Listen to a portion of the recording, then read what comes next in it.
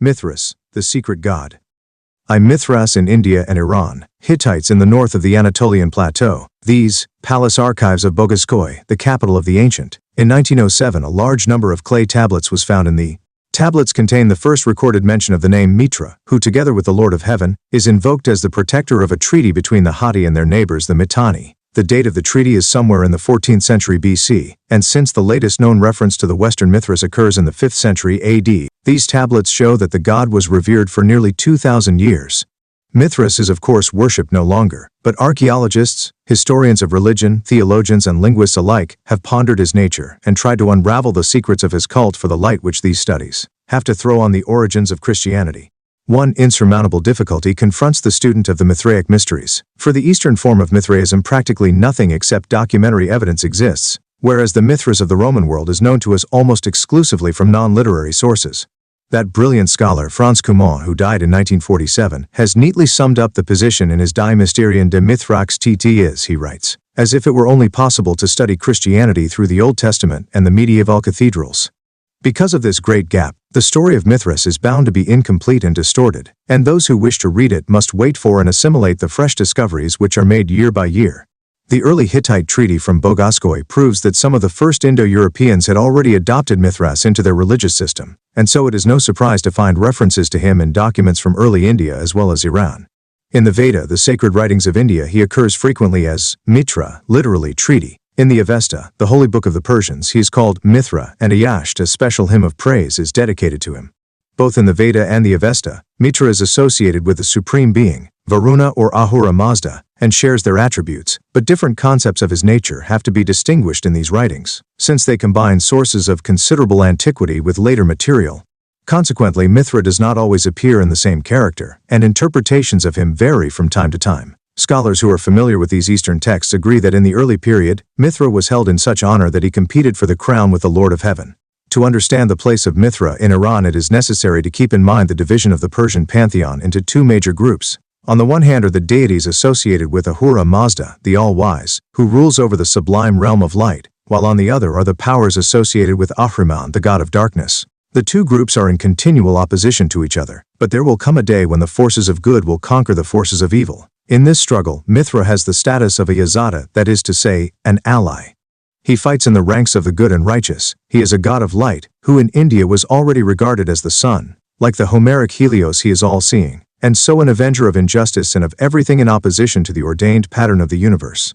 In one sense, therefore, Mithra is a god of the element of light, and in another he has a place in the cult of Ahura Mazda. He is an extension of the idea of the supreme god from whom he takes his actual being. Just as the supreme god himself is surrounded by attendant powers, Amisha Spentus, who strictly speaking constitute his being, so the Indian Mitra also has lesser divinities around him, such as Aryaman, the protector of the destiny of the Aryans, and Bhaga, providence who dispenses fortune. In ancient Persia, these two attendant figures survive as Srawa and Ai, and are to be identified with the two followers of Mithras, who appear in the much later mysteries as Kautes and Cautopates. Belief in the great power of Mithra was called in question by Zarathustra or Zoroaster, the great prophet who worked mainly in eastern Iran and who lived sometime between 1000 and 600 BC. It is a major drawback that his character has largely to be reconstructed from the Gathas, devotional hymns attributed to the prophet and written in an archaic and abstruse Eastern Iranian dialect which is extremely difficult to translate.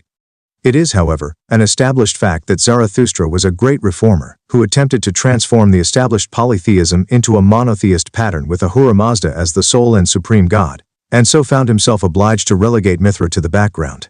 He also attacked the forms of worship of his time, forbidding blood sacrifices such as the bull offering and denying to his followers the ecstatic enjoyment of the spirituous SOMA. This measure in particular dealt a heavy blow to the Mithra cult, for Mithra was closely associated with the bull whose blood mixed with the SOMA bestowed immortality. Whether or not his teaching was subsequently accepted by rulers of the Achaemenid dynasty such as Darius and Xerxes, it is clear that Zarathustra never succeeded in entirely suppressing the popular feeling for Mithra. At the very beginning of his career, the poet-prophet experienced strong opposition which was to lead to his eventual murder in a temple. Thus, in subsequent writings of the Avesta, in the 10th hymn for example, Mithra is reinstated in all his glory. This Yasht breathes the true spirit of the popular cult, and the prophet's influence is only to be seen dimly when the all-wise God speaks to Spitama Zarathustra. When I created grassland magnate Mithra, O Spitamid, I made him such in worthiness to be worshipped and prayed to as myself, Ahura Mazda. Other passages from the 10th hymn speak for themselves. You protect the countries in the same measure in which they strive to take care of grassland Mithra. You destroy the countries to the same extent to which they are defiant. I invoke you for assistance. May he join us for assistance. Mithra, the strong, notorious, splendid master of countries, worthy to be worshipped, worthy to be prayed to. I will worship Mithra, who is good, strong, supernatural, foremost, merciful, incomparable, high-dwelling, a mighty strong warrior. Valiant, he is equipped with a well-fashioned weapon. He who watches in darkness, the undeceivable. He is what mightiest among the very mighty. He is what strongest among the very strongs. He has by far the greatest insight among the gods. Fortune attends him, the valiant, who with his 1,000 ears and 10,000 eyes is the strong, all-knowing, undeceivable master of 10,000 spies. L6. Throughout the whole of this yash there are references to Mithra's power, his greatness and his readiness to fight, which specially endeared him to his followers and remained among his attributes for as long as he was honored. In later centuries too, these particular qualities inspired the votaries of the Mithraic mysteries. In Indian writings such as the Veda, Mithra again appears as the attendant of the Lord of Heaven, Varuna. He is closely connected with the power of light in the sun, which is itself called the eye of Mitra and Varuna. The connection between Mitra and the bull, which later became the focal point of the Mithras cult, is perhaps even clearer in the Veda than in the Avesta. Thanks to Professor H. Lommel, a number of Vedic texts have been translated and can, so he believes, be associated with Mithras the bull slayer. Lommel's starting point is the god of life, Soma, who is the same as Homa, and represents the rain which springs from the moon.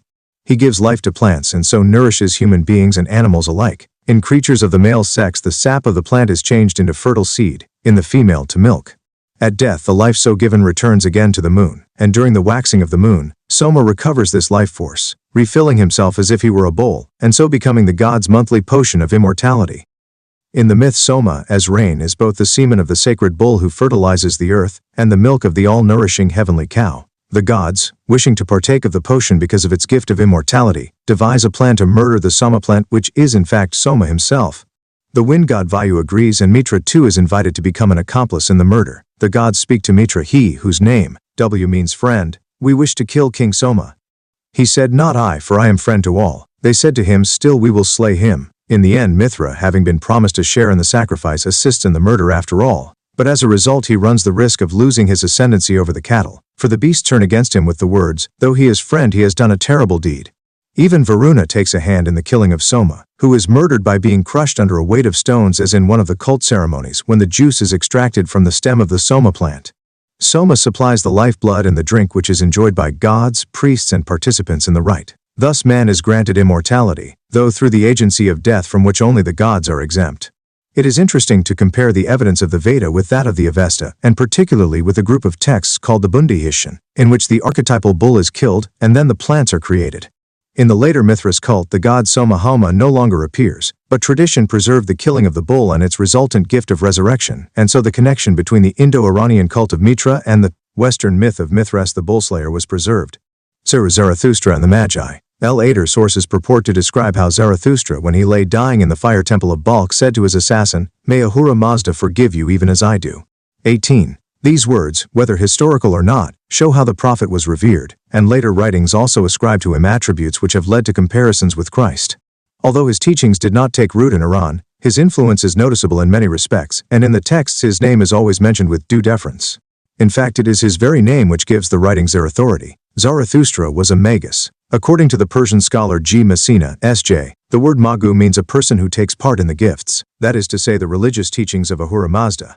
Magu originally indicated a Mazda worshipper, and Zarathustra is to be regarded as the first magus because it was to him that the All-Wise revealed his teaching when, according to Dio Chrysostom, the prophet spoke to the god on a burning mountain. Zarathustra was a priest and singer-poet who became a prophet and a reformer. Gradually, however, the word magus came to mean priest in a general sense, but it does not follow that Zarathustra was a pure Mazdaist. The Magi were the wise men of the Persian court, where they enjoyed great influence. They were the tutors of the crown princes, and Cicero even went so far as to say that only those who had been taught by the Magi could ascend the throne. The high standing of the Magi was the cause of the adventures of the treacherous Smerdis, amusingly described by Herodotus. The palace revolution by which Smerdis seized the throne during Cambyses' absence has been interpreted as an attempt by the Magi to seize power in order to accelerate the spread of Zarathustra's teaching. Herodotus, however, thought the Magi were one of the 6 tribes of the Medes, and in that case the attempted coup would be a purely political affair. On this theory, Benveniste explains the actions of Cambyses' successor, Darius, who massacred the Magi in revenge, an act which he celebrated in the official decree inscribed on the rocks of Behistun. It seems that the priests were chosen from the tribe of the Magi, but not every magus was a priest. This also offers some explanation for the custom of giving the dead to wild animals and birds instead of burying them. In spite of these events, the Magi were greatly respected by the common people. According to Herodotus, no sacrifice could be made without the Magi who, during the ceremony, sang of the birth of the gods. A relief of the 5th century BC from Dasilium in the west of Asia Minor gives a clear picture of the Magi's activities. With a cloth in front of the mouth so as not to contaminate the fire with their breath, and a bundle of rods in the hand, they stand in front of a lofty niche or altar on which hang the heads of a ram and a bull. With the extension of the Persian Empire, the Magi were scattered throughout Asia Minor, and they came into contact with the local priestly castes, especially the so-called Chaldeans, and became at the same time better acquainted with Hellenic culture. According to tradition, the Magus Ostens spread the Persian dogma in Greece, thus bringing the philosophy of the Magi and the philosophy of Greece into contact with one another. Some writers hold that the concept of Eila is the same as the cult of the gods 6 Ekov Depanea, but 20. According to a more popular idea already encountered in Sophocles, Phexeos became a synonym for yoinge. This evolution of the meaning of the word Magi shows how the contact between Magi and Chaldeans produced in its turn a strong influence on the Greek world by way of astrology, a subject for which the Chaldean priests were justly renowned. These Hellenized Magi in Asia Minor must have been the priests who founded the worship of Mithras and made the universally revered god the focal point of a mystery cult. The rites associated with the god were known all over Asia Minor. At the Mithraic solemn sacrifices were held, and the king took part in sacred dances and drank himself into a stupor in honor of the god. The account of this ceremony by Ctesias c. 21 390 BC is confirmed by other sources. The celebrations took place on the day of Mir, in the month of Mir, that is October 2nd, the day winter began. The Magi placed Mithras in his role as sun god in the foreground of their theology. According to them, Zervan was at the head of the two conflicting powers of good and evil. It was a sacred tradition of the Magi to pass on their priesthood from father to son, and in this connection an inscription in both Greek and Aramaic is of particular importance. It was found in Phoracia or Redondos in Cappadocia and reads, Sagario son of Magapharnes, general of Ariaramnia, became Magus of Mithrases, or conducted a ceremony for Mithras. Unfortunately, it is difficult to give an exact date to this inscription. Some authorities have attributed it to the 3rd century BC, while others favor a time about the beginning of our era. In any case, the Magi were settled for many centuries in provinces of Asia Minor, and Strabo himself, who lived from 66 BC to AD 24, mentions having seen them. His account reads almost like a description of the relief from Dasilium, which dates from the 5th century BC. They sing for long periods with a bundle of fine tamarisk in their hands. The mysteries of Mithras were known in the 1st century BC to the pirates of Cilicia, but at the same time Mithras was still worshipped with simple, ordinary homage, outside the secret sects. The transformation of these observances into a regular cult probably took place in the last 2 centuries BC. Since the recent discoveries in the excavations at Duropos in Syria, it is impossible to deny, as the Swedish scholar Wikander has recently done, the powerful 22. Fluence of the Magi of Asia Minor on the formation of the Mithras cult. On the side walls of the cult room in the Dura Europos Mithraeum 2 Magi are shown attired in their distinctive robes. They are solemnly seated on a throne, their richly embroidered garb consisting of a cloak, long trousers and a pointed cap. One of the Magi holds in his right hand a wooden staff, and in his left hand a roll. His serious expression indicates that he is the wise man who teaches the secrets of the mysteries. A certain Hegemonius gives a description of the prophet Mani dressed in the costume of the Magi. He wore a colorful bluish cloak, in his hand a solid ebony staff, under his arm a Babylonian book. Mani's dress is similar to that of the Magi priests. In the Mithraeum of Santa Prisca in Rome, the enthroned augure of the father or head of the community is depicted. He is dressed in a red garment such as Mithras himself wore, and the red pointed cap. He wears a ring on his right hand. The staff, the cap, and the ring are also represented as attributes of the father on a mosaic at Ostia. Moreover, an inscription at Dura Europos mentions a certain Maximus as a magus. There was in fact one incident when the Magi personally set foot on Roman soil. In AD 66, Tiridates War, king of Armenia, set his mind on being crowned by Nero, and his voyage took him overland through Thrace, Illyria, and thence to Picenum, for as magus he would not pollute the sacred element of water. He arrived in Naples after a triumphal tour of 9 months and then proceeded to Rome. For the Romans, his entry into the city was a magnificent spectacle of eastern splendor. Tiridates was accompanied by 3,000 Parthian horsemen, and there were also Magi in his retinue. During the coronation ceremony, Tiridates turned to Nero with these words, "I am the ruler, descendant of Arsacos, of the kings Vologeses and Pacoros his brother, but I am your slave and I came to you, my lord." to worship you as it were Mithras, and I will be such as you grant me to be, because you are to me the Moira and the Tyche. Upon this Tiridates took off his coronet and placed it on the emperor's head. Cumont associated this investiture with the Mithras cult, into which Tiridates wanted to initiate Nero. Once more Pliny provides the evidence for this. He had initiated him in a magic repast, a repast which must refer to the Mithraic Eucharist. If this is so, we have an indication that Nero was the first Roman emperor to come into contact with the cult of Mithras. Nero, we know, was deeply interested in the occult, and he may have hoped that the Magi would enlighten him still further in the strange practices of the East. Furthermore, Nero insisted on being worshipped as the sun god, and in his golden house whose garden contained an enormous statue of himself as the sun god, he fancied that he lived like a sun king. During the festivities in honor of Tiridates, a purple cloth was, it is reported, stretched over the theater of Pompey on the Campus Martius, on which Nero was painted, seated in a sun chariot surrounded by golden stars. However that may be, it is certainly established that for some 10 years the Mithras cult had a foothold in Rome. Christianity too made its first appearance in Rome at 24. About this time, in the new teachings, Jesus as the Redeemer and Messiah descended upon earth in human form, and the Gospels record how at his birth the Magi arrived in Bethlehem, guided by a star, and worshipped the Christ child and gave him gold, frankincense and myrrh. Messina has shown that certain groups of Jews were interested in Zarathustra, and even put him on the same level as Ezekiel, or regarded him as a pupil of Elias. In their turn, the Magi applied themselves to the teachings of the Jewish faith. Though the Christians knew that Zarathustra was not a Jew, they nevertheless conceived him as a prophet who served God by heralding the coming of the Messiah.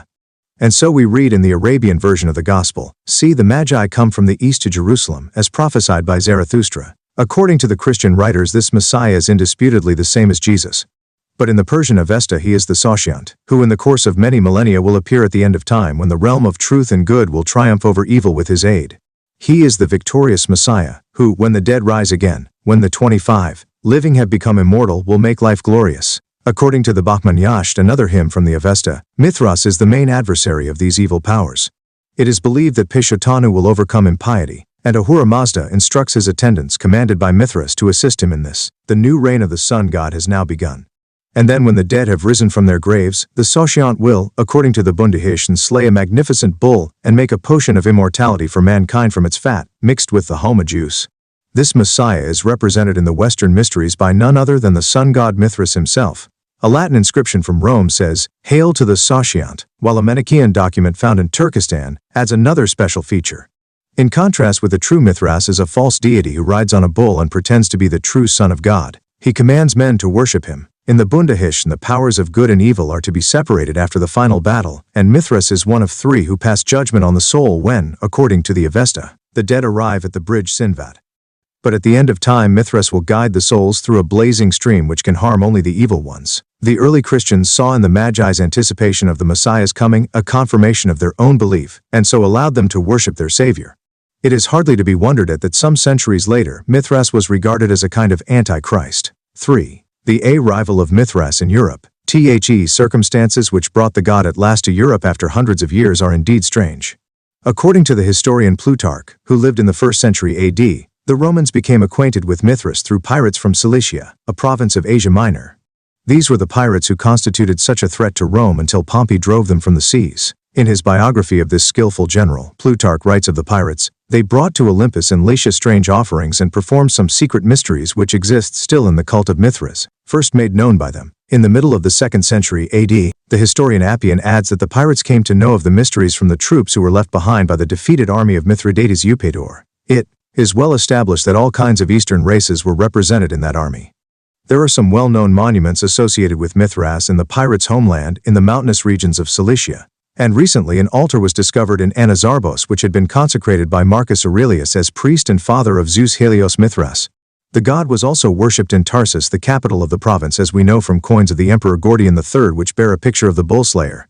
One of the greatest campaigns against the Persians took place during the reign of Gordian III. The coin has propaganda value, as Ernest Will has pointed out. L'hommage rendu au dieu perse adopté par Rome, au moment de la cam.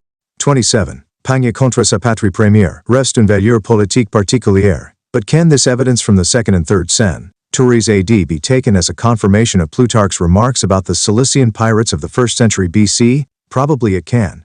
The fact that representations of the Bull Slayer occur on coins from Tarsus through which Gordian III almost certainly passed on his way to battle is evidence that Mithras was worshipped in this town in particular. Since Tarsus was situated at a road junction, it is probable that its citizens became acquainted with the Mithraic cult at quite an early date. Plutarch, moreover, relates that the pirates committed outrages against the gods on Olympus, where Hephaestus was worshipped. As devotees of the Eastern god, they apparently felt little respect for the gods of the Greeks. The pirates, a group of drifting adventurers and occasionally fallen noblemen, conducted a communal worship of Mithras, whose cult was an exclusively male one. It is quite possible that these pirates introduced the Mithraic mysteries into Italy after their defeat and subsequent transportation there by Pompey.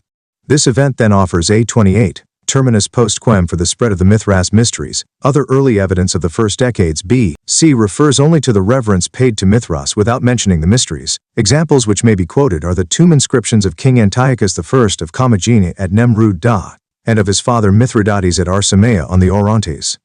Both kings had erected on vast terraces a number of colossal statues seated on thrones to the honor of their ancestral gods. At Nemrud we find in their midst King Antiochus, and in the inscription Mithras is mentioned together with Zeus Ahura Mazda, Hermes, Apollo Helios and Heracles Varathragna. Thus Persian gods were invoked as protectors of the royal house. Both Mithridates and his son were represented in reliefs clasping hands with Mithras. Yearly feasts were held in honor of the deceased kings, but the inscriptions do not say anything about a secret cult of Mithras. The god simply takes his place beside the acknowledged state gods. Though Plutarch's information is important, it must be borne in mind that the historian wrote his life of Pompey at the end of the 1st century A.D., and it is not until then that we actually find in Rome the characteristic representation of Mithras as bull slayer. The poet Statius describes Mithras as one who twists the unruly horns beneath the rocks of a Persian cave. One other point worthy of note is that no Mithraic monument can be dated earlier than the end of the 1st century A.D., and even the extensive investigations at Pompeii, buried beneath the ashes of Vesuvius in AD 79, have not so far produced a single image of the god. There is therefore a complete gap in our knowledge between 67 BC and AD 79. The earliest datable monument is a statue from Rome, now in the British Museum. The inscription mentions a certain 29 Alcimus, who calls himself the servant of T. Claudius Livianus, and if the identification of this Livianus with the commander of the Praetorian Guard under the Emperor Trajan is correct, then the figure must date from the beginning of the 2nd century A.D. From this period onwards, the trail blazed by Mithras is broad and clear. The god's cult becomes firmly established and traces are found even on the Capitol and the Palatine, the heart of imperial Rome. 4. The followers of Mithras. It has already been explained that in Iran Mithras had a militant character, always ready for battle, prepared to assist others in their fight for good and to bring them victory. One of the grades in the mysteries was called Miles, the soldier. The Mithraic cult was a form of military service, life on earth, a campaign led by the victorious god. It is therefore little wonder that soldiers of all ranks in the Roman legions, Orientals included, felt the lure of Mithras. Observance of the cult guaranteed assistance to all who pledged their lives to the Roman eagle. The assurance of divine aid on the battlefield, the military discipline and the taking of an oath as part of that discipline were very important factors in the spread of the Mithras cult and its official recognition. Material evidence from the 2nd century AD shows that wherever the Romans planted the standards, Mithras and his cult followed. M. Valerius Maximianus is a case in point. He was born at Poetovio in the province of 30, Dalmatia, now northwestern Yugoslavia, where there were 3 large Mithraic temples, and as commander of the 13th Legion, he consecrated an altar and a Mithraeum at Apulum.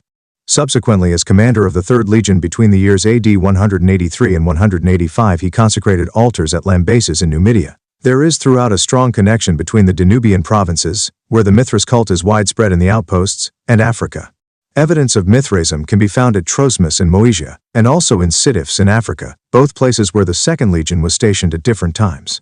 M. Aurelius Sabinus, who came from Carnuntum east of Vindobona, where Mithras enjoyed profound reverence, consecrated as commander an altar at Lambaesis, and L. Sextius Castus, a centurion of the 6th Legion, who was in all probability of African origin, erected a Mithraic altar at Rudchester. The pattern of the soldiers following the legions following the orders of their commanders, and the Mithras cult following the army is continually repeated.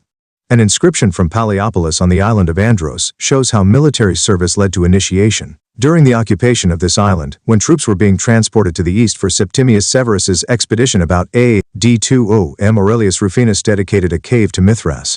Rufinus was a select member of the Praetorian Guard, and as such he is also mentioned on an inscription found at Siscia in Bulgaria, in which it is recorded that he was a native of Bijay in Thrace. From examination of the extant evidence, we know that in these Balkan regions, Mithraism did not extend south of Bessa. Pera and Philippopolis. Rufinus therefore received his Mithraic initiation in his native district, but only while on military service, most probably in those regions where he served before joining the Praetorian cohorts. In Rome itself there was a Mithraeum close to the Castra Praetoria, paid for in all likelihood by public subscription, but erected for the benefit of the Praetorian cohorts. There were also followers of the Eastern god to be found among the cavalry and bowmen of the Roman army. Mithras the Invincible was in a special degree the protector and patron of archers, since he was himself the divine archer, who had power to shoot water from barren rocks with his arrows. A Roman relief shows that he possessed a bow from birth. Again, he was conceived as the rider god whose aim was so unfailing that his arrows never missed the gazelle or the wild boar.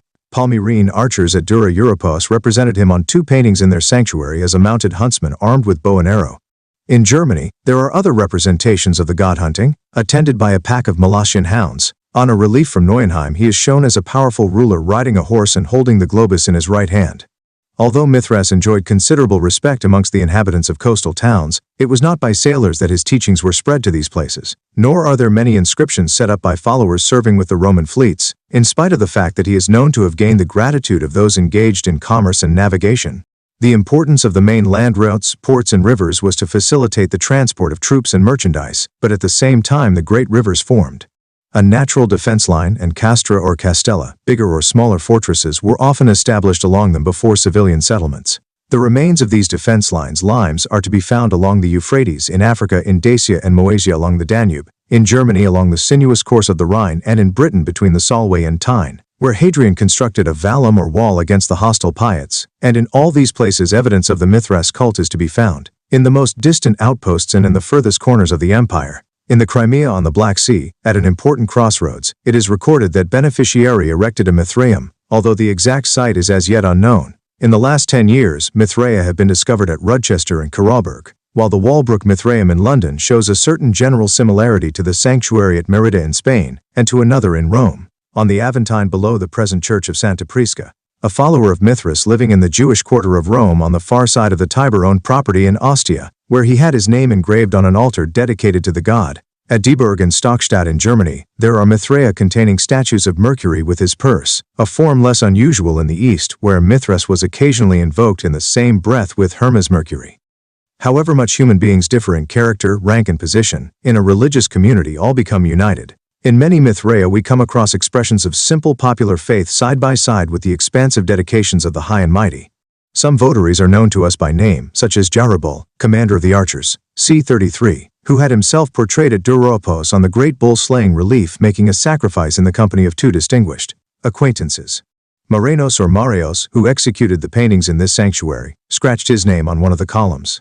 It is a matter for speculation whether this talented artist was paid for his work, or whether he gave his services for nothing. In the Aventine Mithraeum the followers of the god were shown in procession offering their gifts. They were mainly people of Eastern origin. As is evident from their names, their hair is short and their beards are cut close around the jaw. The painter has endowed each individual with a lively personality, and the work shows considerable stylistic originality. 5. The means of propaganda. Soldiers and traders carried Mithraism to the furthest borders of the Roman Empire, and as time went by the names of more and more senior officers and public servants appeared on inscriptions dedicating themselves to the service of Mithras. In Poetovia we find a number of high-ranking customs officers amongst his followers. Lieutenants and governors of provinces are among those who have presented sacrificial altars. The name inscribed on a statue of Mithras found in Rome and now in the British Museum may be that of one of Trajan's freedmen. At the end of the 1st century AD, Eastern influences percolated into Rome from many directions. From Ostia we have a bust of this militant emperor wearing 34. The Phrygian cap. He himself conducted campaigns in the east, while a century later under the rule of Septimius Severus, husband of the Syrian Julia Domna, the villa on the Aventine already mentioned was equipped with a Mithraeum of imperial character. From then on the court was won over to Mithras, and a specially appointed court priest was in charge of the rites. If we can believe his chronicler, Commodus was initiated into the Mithraic mysteries.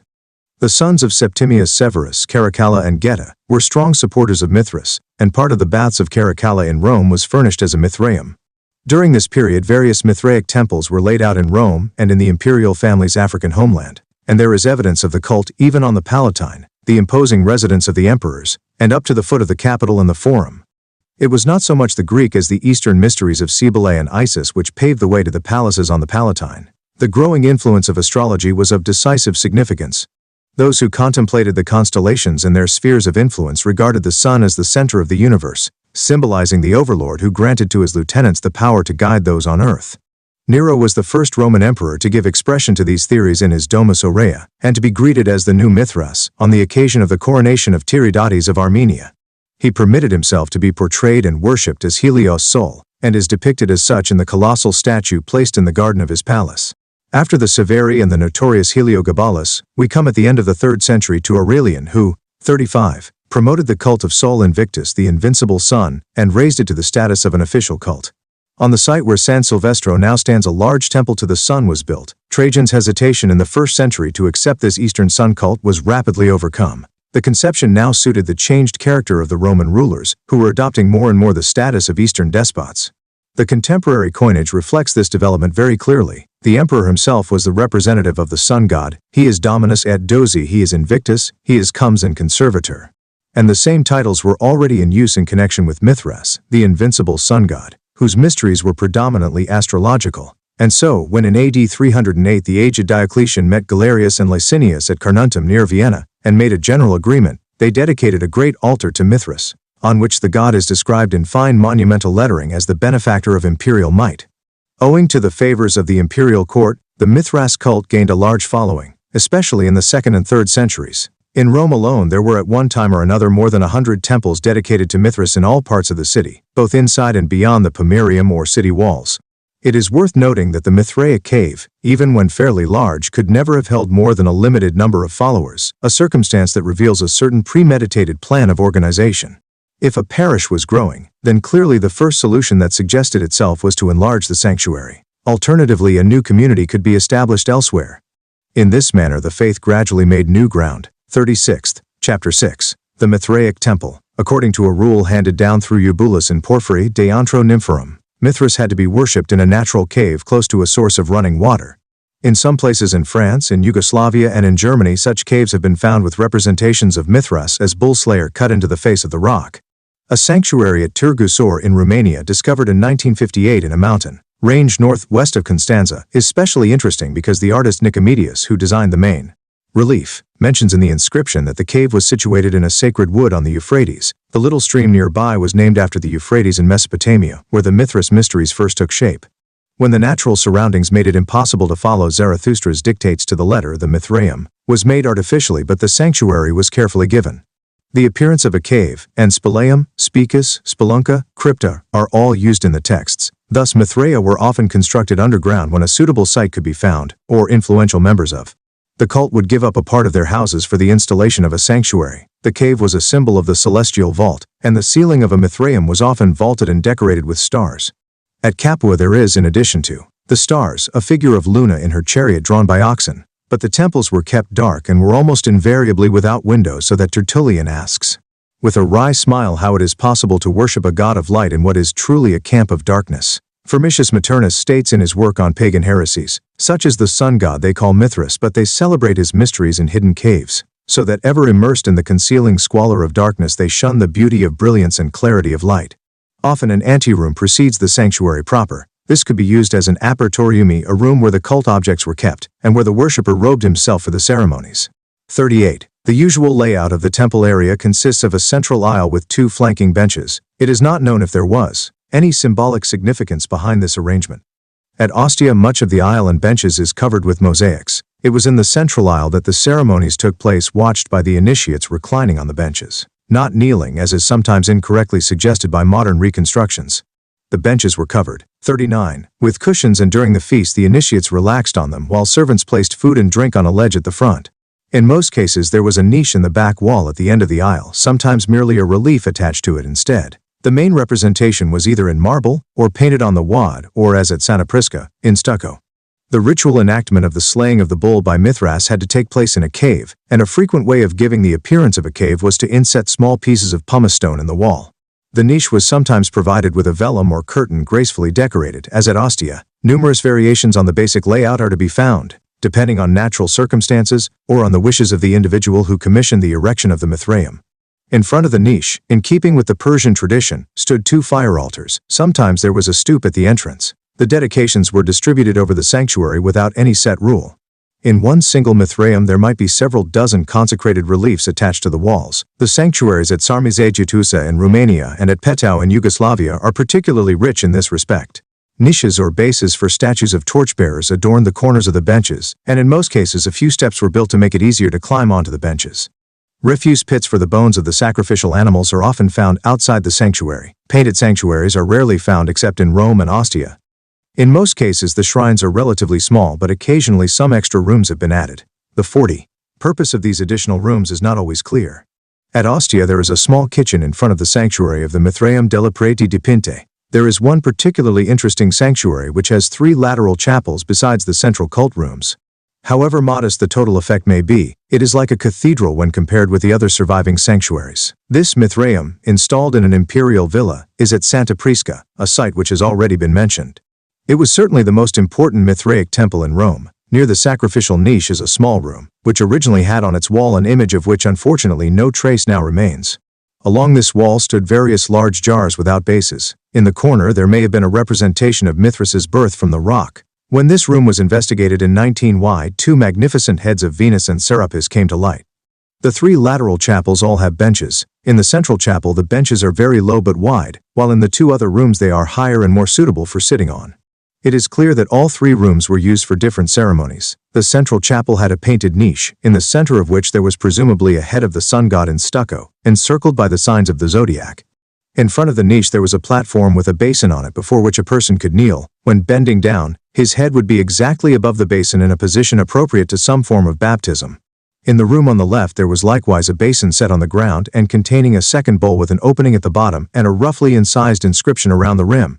Unfortunately, there is as yet no agreement on the 4i interpretation of this graffito. Professor C.W. Volgraff of Utrecht transcribes it as, Te coderizo I Saturn, I Atar, I Opi, I brand thee come Saturn, come Atar, come Ops. Saturn and Ops, his wife, goddess of plenty, were the patrons of the Golden Age, while Atar was the Persian god of fire invoked when the initiate underwent the ordeal by fire. At the bottom of the basin lay a small glass vessel, for which Professor Volgraff can give no satisfactory explanation. Professor R. Egger of Vienna offers a very different solution. Marcus O. Cauti dat libenti A. Marcus Aurelius' father gives this right willingly to Cauts. In this case the bowl would merely represent a simple offering to Cauts, and the small glass vessel would have served for drink offerings. The present writer prefers not to give an opinion, since he cannot adhere wholeheartedly to either interpretation. The 3rd chapel, which is only accessible through the central chamber, did not yield any finds, and so its intended use must remain unknown. All that is left is a floor of clayey earth which, if Professor Volgraff's theory about the left-hand chapel is correct, and if the central room was some sort of baptistry, may mean that the 3rd chapel was used for purification by earth, and the Mithracum itself for traversing the element of air by means of the 7 planets. He who passed through these ceremonies was, like the participant in the Isis mysteries, vectusper omnia elementa. Of the grades particularly involved in this symbolic passage through the 4 elements, the lion was the symbol of fire, and we may assume that the 3 lower grades symbolized earth, water, and air. While the lowest grade, the raven, was being initiated in the central room, we may imagine the bride, the soldier, and the lion receiving their initiation in the side chapels. But this matter will be considered below when we discuss the 7 grades through which the initiated could pass in order to become wholly identified with Mithras. Chapter 7. Important Mithraic Sanctuaries. The Aventine Mithraeum. The Aventine is one of the most delightful of the 7 hills of Rome, commanding as it does a magnificent view of the Tiber, the palaces on the Palatine, and the country towards the port of Ostia. In the imperial period, as now, the Aventine was a luxury quarter. Sumptuous villas were built there with an aqueduct for the supply of water to private houses, and the quiet streets formed a peaceful island amid the typical noisy bustle of a southern town. At the end of the 1st century AD, and even before he became emperor, Trajan built himself a private palazzo next to that of his friend Licinius Sura, who was likewise born in Spain. We know from literary evidence that Trajan possessed this grand house on the Aventine, but it is only recently that Dr. C.C. van Essen of the Netherlands Historical Institute in Rome has shown that in all probability the early 5th century Basilica of Santa Prisca was built on this very site on the so-called Great Aventine, not far from the splendid Basilica of Santa Sabina. In the house under Santa Prisca bricks have been found stamped with manufacturer's marks, as in other Roman buildings. These makers' marks have been studied and dated by the American scholar H. Block, so that it is now possible to use them in dating architectural remains of uncertain age. And it is by this method that the palazzo under Santa Prisca has been attributed to the reign of Trajan. Many alterations can be detected dating from the period following Trajan's death in AD 17. The house certainly came into the hands of his successors, and when at the end of the 2nd century the Severan emperors of Syrian origin came to the throne, a Mithraic temple was installed. The exact date of this edition is known from an inscription on a side wall of the cult niche which contained the image of the bullslayer. It reads Natus. Prima luce duoius, Augustis cos severo. Et antoltno, ixteu, cadetsem dies, Saturni, luna x vinctuaro. According to the Roman calendar, this is November 20th, AD 202, the year in which Severus and his son Caracalla were consuls. A person who strangely enough does not give his name put on record that he was born on that day, meaning initiated into the Mithras cult. It is incidentally significant that his initiation took place 2 days after the date on which the birthday of the sun god was officially celebrated in Syria. An inscription of the year AD 322 set up by a commander of Salsovia in Lower Moesia mentions November 18th as the happy day, and it is quite possible that the author of the graffito in the Aventine Sanctuary came from Syria. Names of Eastern origin are indeed to be found on the side wall paintings. However this may be, the cult niche in the sanctuary was completed in AD 202. The Mithraeum consists of a simple room comprising 44, as usual, a central aisle with 2 benches on which the initiates reclined. The side walls were crudely decorated with pictures of eminent initiates. Immediately behind the entrance, at the point where the benches began, there were 2 niches for statues of the torchbearers. Mithras himself is portrayed as bullslayer in the large niche against the far wall facing the entrance. A few of the contemporary initiates' names are mentioned on the paintings. Sometimes these are Orientals who had established successful businesses in Rome and Ostia and settled on the Aventine. For some 20 years, ceremonies took place in this comparatively small sanctuary. Renovation and enlargement of the cult room were begun about AD 220. Perhaps under the influence of a new father of the community, craftsmen more skillful than those originally employed were put to work. First fresh stucco was laid on over the old paintings, and then much finer frescoes were painted over the earlier designs. In general, the same motifs were used, and again the paintings showed processions of lions bringing offerings. Certain features of the original scheme were, however, left out and new elements added. The verses, so often a valuable source of information, were omitted. But the procession of the 7 grades of the initiated was left untouched, as were the rows of distinguished members with the exception of a few minor details. On the left-hand wall a magnificent scene of the sacred meal partaken by Sol and Mithras was added. Although various artists worked on the first layer of paintings, dating from AD 200, one gets the impression that the composition of this second layer was entrusted to a single master painter. Another addition was a large reclining figure of 45. Oceanus Caelus in stucco. As in so many portrayals of Mithras, he is shown as a witness at the bull-slaying. The god is an imposing figure with long wavy locks framing his head, which was gilded and draped with a vellum. A deep blue cloak shrouds the legs and lower part of the figure. The group round the original representation of Mithras himself was touched up and enlarged to include the figures of Serapis, Venus, Mars, and other gods, possibly the ones after whom planets have been named. In the execution of these fine works of art, 2 separate hands can be detected, in the different treatment of the eyes of the various figures, the enlarging of the sanctuary, and the furnishing of the 3 lateral chapels for special initiation rites also involved a considerable lengthening of the central chamber, the Mithraeum proper, by the addition of a narthex. During the following years and until the end of the 4th century AD, several minor changes were made. For instance, the stucco groups were given fresh coloring, but otherwise the Mithraeum continued in use in much the same form until its annexation by the Christians. Meanwhile, at some point during the 4th century, part of the villa seems to have been acquired by a certain Prisca, a Christian matron who offered the facilities of her house to other believers for the celebration of the Christian faith, so that these 2 disparate groups, each practicing its own religious beliefs, were forced to coexist with only a matter of feet to separate them. The Mithraeus quickly built a little wall beside one of the entrances to their sanctuary to block their ceremonies from the gaze of the uninitiated. In her religious zeal, Prisca, who was in later times often Con, 46, fused with the Prisca supposed to have been baptized by St. Peter himself, planted the Christian faith alongside that of the Persian Mithras. At the same time, triumphant Christianity conquered the imperial court, just as before Mithras had cast his spell upon it. The events which followed were catastrophic for the devotees of the Eastern cult. Full of righteous fervor and the desire to remove all signs of false gods, the companions of St. Prisca invaded the sanctuary of Mithras and Des. 47. Destroyed its fittings. This iconoclasm was inspired by the fact that the Mithraic images portrayed the Christians' most hated rival, and so it was imperative to expunge the frescoes and in particular the representation of the sacred meal of Mithras and Sol with its affinities to the Eucharist. The Christians hacked at the paintings with axes, while the followers of Mithras succeeded, at the last minute it seems, in saving a few things, as is proved by the survival of a cache of 16 undamaged lamps. but they were never again given the opportunity to resume their cult. The Christians threw cartloads of refuse from a nearby cemetery into the sacred rooms, wrecked the building where once had stood an imperial villa, and in triumph erected the Basilica Sanctae Priscae on the ruins of the Mithraium.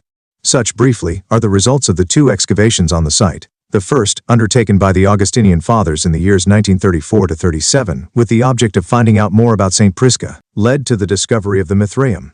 The subsequent Dutch excavations of 1953 to 58 resulted in the complete clearance of the sanctuary and the setting up of a small museum to house the finds.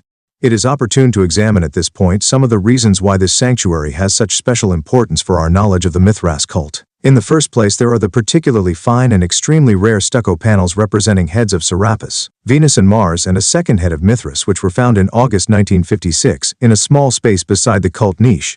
Owing to the brittleness of the material, very few works in stucco have been preserved. Indeed, the unearthing of these heads took several weeks. Before bringing them into the daylight, they 48 had to be carefully dried, and the Italian restorer G. Sansone subsequently worked on them for several months, adding marble dust as a preservative filler. Outstanding as a work of art is the imposing head of the Egyptian god Serapis, who bears on his head a basket of fruit because he himself is the giver of fruitfulness. The head is closely related to the original creation of the Greek sculptor Bryaxis. Serapis, like Zeus, is shown with heavy locks of hair and a thick beard, severe but benevolent. The god Serapis was sometimes equated with Saturn, but his presence in the Mithras cult proves that this Egyptian deity, often mentioned in the same breath with Isis, was adopted by worshippers of Mithras during the period when the cult was making an all-out attempt at supremacy. This same association is seen in a Greek inscription of the same period from the Mithraic shrine installed in a large room in the baths of Caracalla. The inscription is a dedication to Zeus Helios, the great Serapis, the savior and giver of abundance, he who answers prayers, the beneficent and invincible Mithras. The most important feature of the Aventine sanctuary is the 2 layers of wall paintings. These are an unparalleled source of knowledge for the cult ceremonies, and it is just this ritual which has hitherto been shrouded in mystery. The left-hand wall shows a long procession of members of the Lion Grade carrying offerings. The procession is led by a man of solemn and erect bearing. In his right hand he holds a burning taper, while in the left he carries a further supply. Behind him walks a man carrying a cock. Beyond can be seen 2 members of lion rank, Phoebus and Gelasius. The first holds a glass bowl in both hands, in which is a loaf or a cake. The second carries a vessel. These offer, D49, ings immediately arrest the onlooker's attention and link the scene with the sacred meal of Sol and Mithras to which the procession is making its way. Here bread and wine replace the flesh and blood of the bull. These paintings of CAD 220 provide direct evidence of ceremonial procedure no less valuable than the evidence provided by the procession of the 7 grades of initiation, where each grade is portrayed with his own attribute. A painting on the right-hand wall of the Mithraium gives a lively picture of the ceremony of the Sua Veterilia, the imperial state sacrifice of bull, ram, and pig. In front walks an initiate who, like all the other participants in the processions, bears the title of lion. Next comes a man leading a white bull, and after him a lion carrying a large cock. This last figure, dressed in a short tunic and with a beard cut close round the jaw, is followed by a man who is bending forward to drive a ram before him. The artist has painted this figure in a somewhat impressionistic style, and although he is the only one who seems to be looking into the room, his eyes are so placed that it is impossible for the onlooker to meet his gaze. But once he has been carefully studied, he is unforgettable. Proudly bearing his offerings in the procession, he is completely absorbed in the ritual. The procession ends with the lions Nicephorus and Theodorus, the former carrying a vessel, the latter leading a boar. This is the only 3rd century representation of the Sua Veterilia, and indeed the only known painting of this subject. Its appearance in the Mithraic cult is of course unique. Note that the bull leads the procession and, like the magnificent beast slain by Mithras on the painting in the Mithraium at Capua, its hide is white. The presence of the cock is also worth comment. It is found both on the lower layer of paintings in the Santa Prisca Mithraium, and again on the left-hand wall. The cock is the bird of Persian myth which wards off evil spirits by its crowing. The followers of Mazda held it sacred, and the white cock was specially dedicated to both Ahura Mazda and Mithras. These ideas spread to the West as several references attest. When Hippolytus advised baptism Hora Galliciniae, he was thinking of the accepted power of the cock to dispel demons and Satan, a reference which recalls the graffito with the description of the initiation Frima Luce. The vessel carried by Nicephorus may contain wine or serve to catch the bull's blood after the ritual killing. The Sua Veterilia was a state offering, and the discovery of its representation proved that the sanctuary under Santa Prisca was an official state Mithraium. The rite does not of course appear on the paintings of the lower layer. Here, on the left-hand wall, only a young bull and a bristling boar are depicted. Consequently, the sacrifice must have taken place at a special festival. This festival was probably the celebration of the sanctuary's renovation about A. d. 220, as the renovation or enlargement of a temple was often celebrated by this kind of sacrifice. In the lower layer, the lines from liturgical hymns recorded on the paintings are an absolutely unique discovery. One is struck by the mixed character of the various finds from this site. That both rich and poor made their offerings to the god is well illustrated by the two heads of the sun god installed within the sanctuary. First, there is the somewhat primitive S1 head of Sol cut out of a leaden plate. The eyes, mouth and halo of 7 rays are fretted so that a lamp can be placed behind to light up the head. The second head, however, is a true work of art, a mosaic in marble. Great care has gone into the choice of the precious marble, and each fragment has been meticulously finished. Many weeks of work must have been expended on this one piece, and the result is a living portrait of the sun god, his cheeks touched with a faint blush and flamboyant hair laid in rich curls around his head. It is clear that the followers of Mithras possessed an unparalleled sanctuary in the Aventine Chapel, and this is all the more revealing to the modern scholar when studied in conjunction with the finds made at Ostia. It also throws light on the many discoveries made in the Walbrook Mithraeum. The Walbrook Mithraeum. Only a few years ago, Professor G. Beccati devoted a monograph in his exhaustive series on Roman Ostia to the Mithraea of this ancient port lying at the mouth of the Tiber. In this small town, flourishing in the 2nd and 3rd centuries AD, there is evidence for no less than 16 Mithraea at this early date, and future excavations may yield still more. And this in a town of an estimated population of only some 50,000 to 60,000 inhabitants. The number of Mithraea, however small in absolute terms, is appreciable in comparison with the number of other temples at Ostia built in honor of gods outside the official pantheon. We have already noted that gods of Eastern origin were particularly popular with the mixed populations of ports. The discovery in 1954 of a Mithraeum in the port of important Mithraic sanctuaries, Roman London should therefore occasion no surprise, though thousands of Londoners crowded day after day round the excavations near the Mansion House.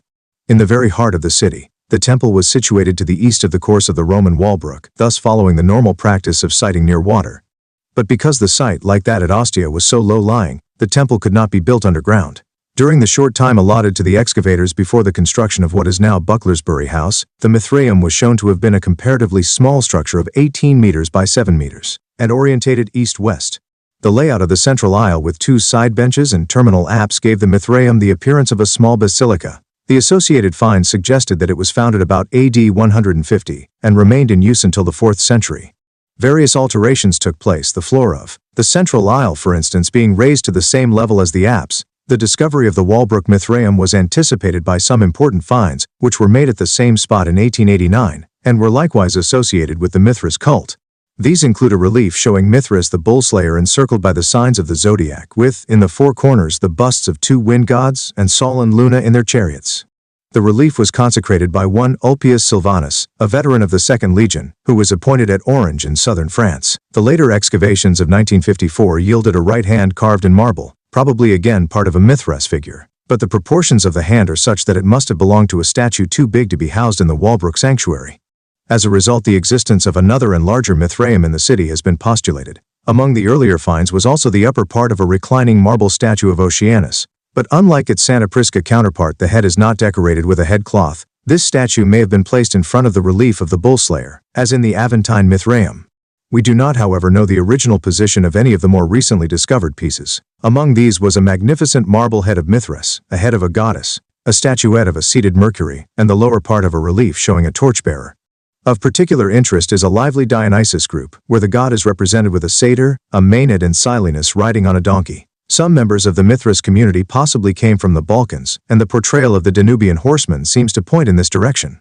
The showpiece of the excavation is the marbled Aeid of 54. Serapis, uncovered on October 4, 1954, less than 2 months after the find of the Santa Prisca Serapis, thus offering a vivid illustration of the manner in which the chance finds of excavation can add to the sum total of our knowledge. It is particularly interesting to compare the 2 heads, the one in marble, the other in stucco. The same expression of solemnity and of earnestness, the same spirit of goodness are apparent in both. Apart from the intrinsic interest of these London finds, the most outstanding feature of the Walbrook Mithraeum is its site, since it is the only certain Mithraic shrine so far discovered in the south of England. The other Mithraic temples of Britain were principally situated on or near the lines of fortification where the bulk of the Roman garrisons settled. The majority are in the north along Hadrian's Wall, though a Mithraeum has recently been discovered close to the Roman fort at Saguntium. Merida is the site of a beautiful little town which has become widely known in the present century, owing to a notable series of excavations which revealed, among other things, a particularly interesting Roman theater, a circus, an amphitheater, and a number of temples. In 1902 and 1913 a number of fine sculptures were found in the present Plaza de Toros, probably belonging to a temple of Mithras about which unfortunately very little is known. However, these finds are worth mentioning because in many respects they are closely related to those of the London and Santa Prisca Mithraea. A dated inscription records that Gaius Accius Hedicrus was the father of the Merida community in the year AD 155 and that him. The Merida Mithraeum, self-consecrated two statues. The first of these is a figure of Mercury carved from marble, seated on a rock and partly covered with a cloth. The torso of the god is bare and his feet winged, and leaning against the rock is a lyre with an engraved inscription. The second marble statue is of Oceanus, reclining on his back supported by a dolphin. The head and arms are lost, but the remains of a cornucopia are still clearly visible. On the base a series of undulating lines may be intended to indicate water. During the period when Hedicrus was father of this Mithraeum, Gaius Corius Avitus consecrated a highly original statue of the young Mithras, signed by its sculptor Demetrius in Greek. Mithras stands upright, clad in a richly pleated tunic, over which is thrown a heavily draped cloak. A dolphin can be seen by his left foot. Reminiscent of this statue is another fine work possibly, although not certainly by the same Demetrius. It is a standing figure of a young god, naked except for a short shoulder cloak, with, by his right foot, a tree stump on which is seated a lion, in all likelihood yet another representation of Mithras. An inscription on a marble altar states that in AD 55 a certain Marcus Valerius Secundus, quartermaster of the 7th Legion, consecrated an altar to the birth of the invincible Mithras. The temple was particularly rich in statues, although no actual representation of the bull-slaying scene was recovered. On the other hand, there were two statues of Venus, one possibly of Aesculapius, one of Poseidon, two of standing women, each draped in a long chiton, and lastly a head of Serapis, a somewhat effeminate portrait when compared with those of Santa Prisca and the London Mithraeum. Two statues of the time god complete this collection of S6 sculptures. One of these has the customary horrific expression. The other is shown in a softer, more idealized form and may therefore be the work of the Greek Demetrius already mentioned. The latter god is a youthful figure with a human head and carries a lion mask on his chest. In certain respects it resembles the other youthful figure with his attendant lion from this same Mithraeum. We shall have to return to this particular statue in the chapter on the time god. Only one relief has been found at Merida, but this too is of exceptional interest.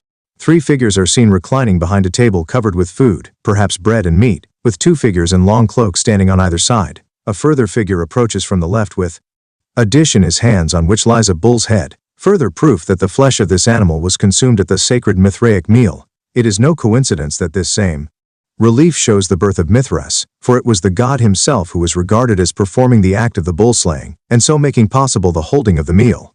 The Mithraea of Deutsch-Altenburg, which lies to the east of Vienna, the Roman Vindobona, and close to the Hungarian border, is today a small town known only as a health resort. But in the 1st century AD the Romans built a large settlement there which they named Carnuntum. The town was situated at the meeting point of two important lines of communication, the Danube and the Amber trade route, which ran from the Baltic to Italy.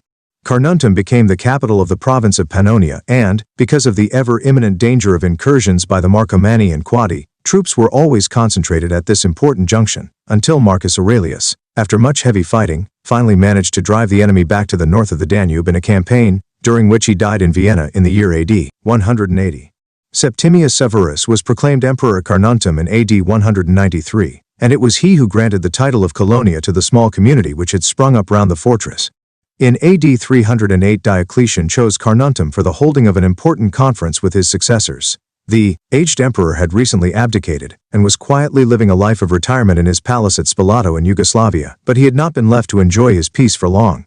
The rivalry between the two emperors or Augusti and their heirs apparent, styled Caesars, could be kept in bounds only by Diocletian himself, and then only temporarily. Present at the conference which took place in November, were Galerius Maximianus, Emperor of the East, Valerius Licinianus Licinius, Emperor of the West, and Maximianus Herculeus, who had also abdicated but was trying to make a comeback on the political stage. At this assembly Diocletian scored one great victory in persuading Maximian to renounce this second claim to the throne, thus enabling the two Augusti to go on governing the empire with their respective Caesars. In acknowledgement, the signatories of the pact consecrated a large altar, now preserved in the fine Carnuntum Museum, with an inscription which records that they addressed themselves gratefully to the unvanquished sun god Mithras, the benefactor of their rule, and had restored the god's sanctuary. The altar in the Mithraeum had been in position before 58, the arrival of the emperors, and at the close of the conference the original inscription was hastily erased and the new one carved in its place. That the emperors consecrated this altar to Mithras and not to any other god was no mere concession to the garrison town of Carnuntum, where the 15th Legion, recently arrived from the east, was encamped. The dedication shows how the worship of Sol Invictus in connection with the emperor cult had become the focal point of the state religion in the years following the rule of Aurelian. This important Mithraeum was excavated on the west side of the town in 1894 and is without doubt the most significant of the 3 Mithraic temples so far discovered in Deutsch-Altenburg. The temple is 23 meters long and 8 times 5 meters wide. From a large anteroom one descends into the sanctuary proper, with the central relief, about 4 meters broad and 3 meters high but of which only fragments were found, erected by Titus Falvius Viator. Holes have been made in the Phrygian cap of the bull, 59, slayer in order that rays of the sun might be inserted. In this Mithraeum there was also a second and uniquely important altar, which portrayed the 4 wind gods and the 4 seasons, recognizable both by their individual attributes and by the wings attached to their temples. Between the figures of spring and summer stands Caelus, the god of heaven who directs the order of the seasons and the winds in their courses. This altar was dedicated by a Roman citizen Magnius, originally of foreign stock, as is indicated by his cognomen Heracla. The customary statues of Cautes and Cautopates were also found at the head of the reclining benches, and their positions may be compared with the similar Santa Prisca figures. There was a fine statue of the young Mithras at the moment of his birth from a cone-shaped rock beside a large tree, at whose base is a limestone shell which must have served as a water basin. Finally, there was a crouching lion holding a bull's head between its front paws. Of the other 2 Mithraea in Carnuntum, much less is known. One was situated next to a temple of the Syrian Jupiter Dolicanus, the other on the north bank of the Danube near a quarry. In the last-mentioned sanctuary there were, besides a statue of Mithras as bull-slayer, statues of the torch-bearers, a representation of Mithras's birth from the rock, and several sacrificial altars. The temple must have been in use for a considerable period of time, since there is an inscription recording the restoration of the Sphelium which had collapsed with age. Special attention was devoted to the birth of the god. One altar was consecrated by a priest, Publius alias Nigrinus, to the life-giving rock, while Adlectus, a slave, had dedicated another to Mithras as creator of light. Titus Flavius Iaracundus, a centurion from the 14th Double Legion, whose birthplace was Severia, consecrated an altar decorated with the images of Cautes and Cautopates. The motif of the lion holding a bull's head between its front paws, which was included among the figures in the principal Mithraeum, has been found repeatedly in Carnuntum. Sometimes the lion's head is pierced with a round opening, in which connection the story of the martyrdom of the Quattro Coronati, IOT, whom a magnificent church was built in Rome, has a special interest. This church is dedicated to the memory of 4 Roman soldiers who were martyred for refusing to worship Aesculapius. According to another version of the story, the Coronati were sculptors. 61. From Pannonia, of which Carnuntum was the capital, and they were put to death because of their refusal to make a statue of the healing god. This account records that the sculptors carved leones fundentes aquam, water-spouting lions. These lions were clearly part of a fountain, and one notices here the same underlying symbolism as on several reliefs of Mithras, where the lion is shown sitting in a threatening attitude near a water vessel. The elements of fire and water were held to be in conflict with each other, and we shall see later that on this account those who bore the grade of lion, symbol of fire, could not be purified by water but had to use honey instead. The devouring character of the lion was expressed in its hold on the bull's head. As de Ruyt has pointed out, this group played an important part in the development of later Christian funerary symbolism. The Mithraeum at Sarmizegetuase. It is due to intensive research by Professor C. Dicoviciu of the University of Cluj that the last decade of Romanius. 62. History before the Roman period is so comparatively well known. Those who have had the opportunity to admire the mighty Dacian citadels situated in the heart of the Transylvanian mountains must feel a debt of gratitude to the archaeologists who labored to uncover their majestic remains. No less worthy of admiration is the Emperor Trajan, who in 2 strenuous campaigns in this harsh and unfamiliar terrain overcame all the scattered strongholds and crowned his success by subjugating Disable, the leader of the Dacians. Trajan's column in Rome is the greatest monument of a proud general, and it was he who laid the foundations of the province of Dacia, establishing the Colonia, Ulpia Traiana Augusta Dacica, in the valley of the Hateg, west of the region of the hilltop citadels. Later, under Hadrian, this colonia became known as Sarmizegetusa, after the former capital of the Dacians. In this, the emperor followed a time-honored Roman policy, adopted by his distant ancestors of the 3rd century B.C., who replaced the Etruscan hill town of Faleria Veteris by a Faleria Novi on the plain below Sarmizegetusa, was ringed by extensive walls and became exceedingly prosperous, as witness its forum, amphitheater, and other important buildings. At the beginning of the 3rd century, the town received the proud title of Metropolis or Mother Town, a distinction recorded in an inscription on a marble column erected in a Mithraeum by 2 members of the town council. This sanctuary, excavated between 1881 and 1883, is the largest Mithraic temple so far recorded. It measures 26 meters by 12 meters and consists of one long vaulted chamber with the normal layout of central aisle and bench, but without side chapels. No other Mithraeum has yielded such rich finds as that at Barmizejit, USA. 63. Countless reliefs were affixed to the walls, and numerous altars with dedications, which offer considerable insight into the private lives of the members of the community, were set up. To quote some examples, a certain Protas, deputy to the imperial treasury official Ampliatus, consecrated a marble column for his master's health. This column is decorated at the top with a bull's head and a bird holding a leaf in its beak. The name Protas points to an Eastern origin, and he called Mithras Nabarze, a Persian word commonly equated with the Latin invictus, unconquered or invincible, but more recently interpreted as great man, that is, hero. Carpion, a freed man who had been freed by the emperor himself, was a tabularius, a bookkeeper. Valerianus was an Augustales, a member of the priestly college in the temple of the imperial cult. Longus held the position of Salarius. A certain Sinithus was assistant to a tabularius. Severus was again a slave freed by the emperor. In this community, situated on the fringes of the Roman Empire, all these individuals were united in a common brotherhood. What is particularly interesting is that even the official augur dedicated a relief of the bull slaying. We know that another member of the community, Cornelius Cornelianus, held the rank of Defensor Lecticariorum, protector of the litter-bearers. A small altar, found as early as 1856 and bearing the words Soli Invicto Mitrae Aniceto, was the gift of Hermadio, apparently a Greek or an Oriental, since not only the Latin word invictus but also the Greek equivalent anicetus are used in its dedication. At Karansebe, a town on the Danube south of Sarmizegetusa, a certain Hermadio, who styles himself ruler of Tyrrhenius, dedicated another inscription to Mithras.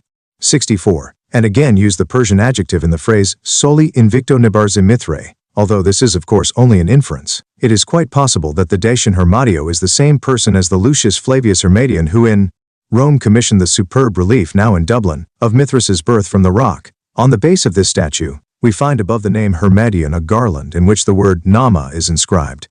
The numerous reliefs at Sarmizegetusa, some of which have only survived in fragments, are typical of the Danube regions. Some of them are trapeziform in shape, while others are rounded at the top, and a single example of a circular relief is known. They are carved mostly of local gray or bluish marble. In each case, the life story of Mithras is related in detail, and for this purpose the reliefs are divided into three parts.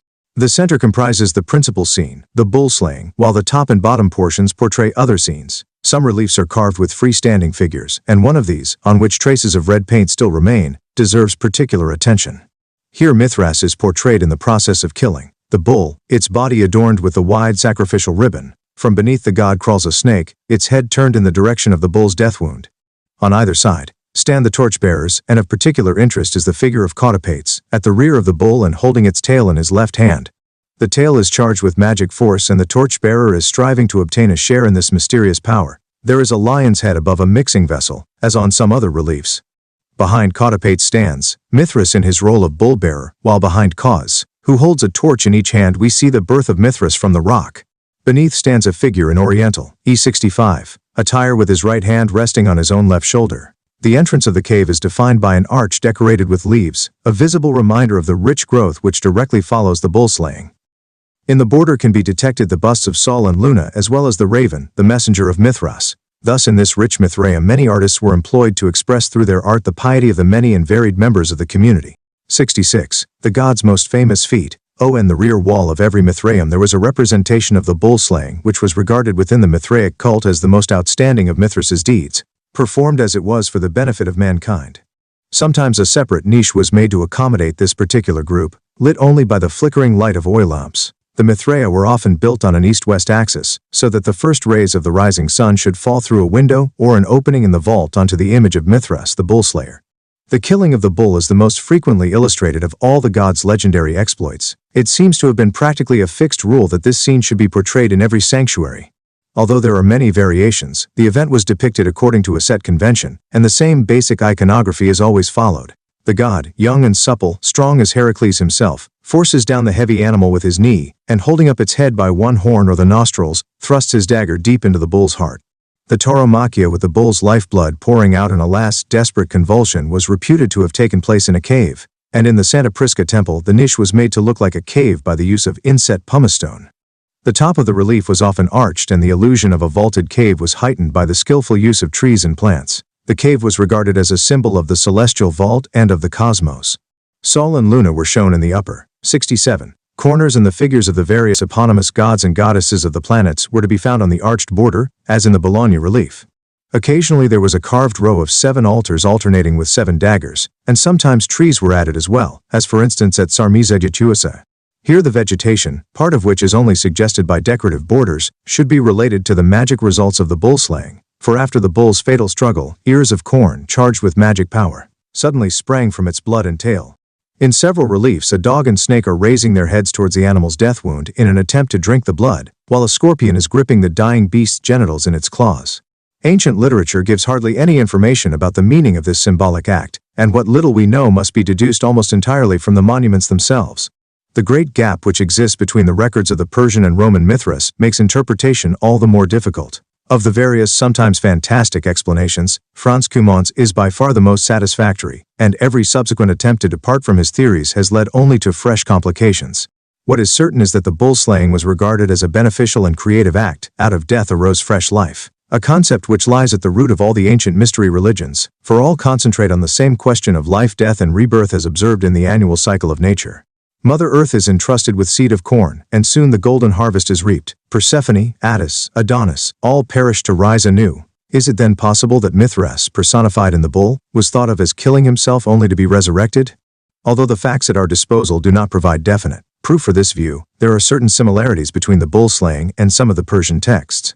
According to the Bundahishan and the apocalyptic Ayatkar Izamaspik, Ahura Mazda, the supreme god of good, created a bull even before Gaomart, the first Superman. When the powers of evil desired to corrupt the work of creation, they attacked this bull. However, according to this apocalypse, there sprang from its spinal fluid many kinds, and this incident is described even more precisely in the Bundishan, where 55 kinds of grain and 12 kinds of medicinal plant are mentioned. It is a long way, however, from the evil Ahriman to the deeds of Mithras. Probably in a later development of the creation myth, more emphasis was placed on the ultimate beneficial influence of the bull slaying. The evil which Ahriman desired to achieve became in Mithras's hands man's salvation, and he himself became the savior. An echo of Ahriman and his desire to attack the bull is preserved in the Mithraic image of the scorpion gripping the genitals. In the Bundishan, the scorpion is a particularly harmful animal, as are also the lizard, snake, and frog. These beasts are Ahriman's agents of evil, and to kill them was a meritorious act. The scorpion's role was to destroy at its source the fertile seed, which, according to other Persian writings, is conveyed to the moon to be purified and to produce nature's varying species. The snake, as we have just noted, was regarded by the Persians as baneful, but according to Herodotus, the dog was held in such esteem that it shared with man himself the distinction of being the only living creatures which the Magi were not permitted to kill. Nevertheless, in the Mithraic iconography of the bull slaying, the dog and the snake are both shown trying to lick up the bull's 69 blood, and they are never shown in conflict with one another. In The Hunt, another common set piece, the dog accompanies Mithras as his faithful companion, and it seems therefore unlikely that the dog should seek to spoil Mithras's act of creation by polluting the bull's blood. The dog's act may be interpreted rather as an attempt to benefit from the blood's life-giving quality. So too with the snake, which in this context is not the harmful creature associated with Ahriman. Elsewhere it appears on Mithraic images as representing the earth in accordance with Greek symbolism. In the bull slaying, therefore, the earth snake licks up the blood in order to be fertilized for the benefit of mankind. Thus the character of Mithras is expressed to the full in the bull slaying, where he is the creator who brings new life to the world, the savior who performs the all-important cosmic act which secures not only material needs but also, as we shall see later, universal well-being. It is little wonder that this scene was given the place of honor in the Mithraea, and was a greater object of veneration than all the rest of the cult's sacred imagery. 9. The figures round the bull slayer. In the vaulted border of the cave behind Mithras there is often a raven, sometimes perched but more usually flying towards the god. He brings a message to which the god listens. In some representations Mithras is clearly looking back towards the raven. In classical literature the raven 70 is the messenger of Apollo, and in the Mithraic ritual he is evidently associated with the Apollo-like sun god seen in the top left-hand corner of the relief. During the course of the actual mysteries, the duties of those with the grade of raven vividly recall the bull-slaying scene. They wear ravens' masks and perform as heralds the same role as the raven performs for Mithras. The bird conveys Saul's orders to Mithras to kill the bull, and the god carries out the order, although with an expression of anguish on his face. It grieves him to slay the magnificent beast, but like a true soldier he obeys in the knowledge that in the end life will be renewed. On several representations, one ray of the seven-rayed halo round the head of Saul shines out towards Mithras and so establishes contact with the god. Nevertheless, the scene is strange because there is no doubt from the evidence that the sun god was considered to be inferior to Mithras. Moreover, Mithras himself was also regarded as Sol Invictus. One theory has it that Sol was the mediator who, through the raven, conveyed knowledge from Ahura Mazda or Zeus Jupiter. A second view is that Sol was originally the superior of Mithras, and both were later incorporated into one mighty sun figure, as when Mithras and Sol ascended to heaven in their chariot. This is a difficult problem to interpret and is, still by no means finally resolved. The moon goddess as well as Sol took part in creation. She is sometimes portrayed disappearing in her ox-drawn car at the moment when the sun's fiery chariot is rising. Usually only the upper part of the goddess is visible. She wears a diadem, and the sickle of the moon is displayed behind her head. According to Mithraic teaching, the moon had the power to purify the semen of the bull and nurtured the growth of plants and herbs during the dew-laden night. Two other figures are rarely absent from the bull slaying. Dressed in Persian clothes similar to those of Mithras, they are placed on either side of the bull and stand perfectly still with one leg in front of the other as if taking no part in the action. In some cases, however, one of them holds the bull's tail, apparently in order to share its magic power, or to stimulate the growth of the corn ears sprouting from it. Sometimes these figures are represented as shepherds who were present at the birth of Mithras, but they differ in character from Attis, for each carries a torch pointing either upward or downward, by which they illustrate the ascending or descending path of Sol and Luna, the rising and setting sources of light, life and death. Generally, the bearer with the uplifted torch is placed under Luna and his companion under Sol. Their names: Cautes, symbol of the rising morning sun, and Cautopates, the setting evening sun, have not yet been linguistically explained, but their symbolism has been deduced from the various representations. At the feet of Cautes, there is sometimes a crowing cock, whose crowing puts evil spirits to flight. Sometimes Cautopates is shown sitting in a highly expressive attitude with his head resting on one hand, the very soul of sadness, contrasting with the joyful Cautes. In the Santa Prisca Mithraeum, this symbolism is also expressed in the color of the niches in which their images were placed. Cautes stands in an orange-colored niche while Cautopates' niche is painted dark blue. Some inscriptions even describe them as god Deus, and rightly so, since we know from the writings of Pseudo-Dionysius the Areopagite, 72, that the two torchbearers form a trinity with Mithras. Consequently, Cautes represents the position of the sun in the morning, Mithras its course at midday Q, and Cautopates its setting. Mithras may have been worshipped regularly at noon, and we know that the 16th or middle day of the month was specially dedicated to him. The figure of Mithras symbolizes not only the rising sun and the sun at its zenith but also the sinking orb. In this way, Mithras's influence and power were made manifest each day. The teachings of Mithras, which are steeped in astrological theories, paid much attention to the position of the 73 sun in the zodiac. When the sun stood in the sign of the bull, which indicates the beginning of spring, Cautes was portrayed holding the bulb's head in his hand, but when Cautopates is seen with the scorpion, we know that the sun has passed into that sign and autumn has begun. In a few instances, as at Santa Prisca, the two torchbearers are placed beside an evergreen pine tree, while at Pettau a row of 3 cypresses, trees sacred to the sun god, indicate the Mithraic trinity. At Dieburg we see a tree with 3 branches and 3 heads wearing Phrygian caps. These representations are to be connected with others in which Mithras is found alone and hiding in a tree, a scene which occurs both at Dieburg and Heddernheim. Another clear allusion to the same trinity is a large marble triangle in Santa Prisca containing a globe at its center. In short, the torchbearers were so important that their images were to be found in almost every sanctuary. 74. Chapter 10. The Legend of Mithras, the Miraculous Birth of Mithras. December 25th was Mithras's particular festival, when the advent of the new light and the god's birth were celebrated. This birth was in the nature of a miracle, the young Mithras being forced out of a rock as if by some hidden magic power. He is shown naked save for the Phrygian cap, holding dagger and torch in his uplifted hands. He is the new begetter of light, born from a rock, which gives birth. Even at this stage he is equipped for his future feats with bow and arrow, ready to perform the miracle of the striking of the rock or the miracle of the hunt.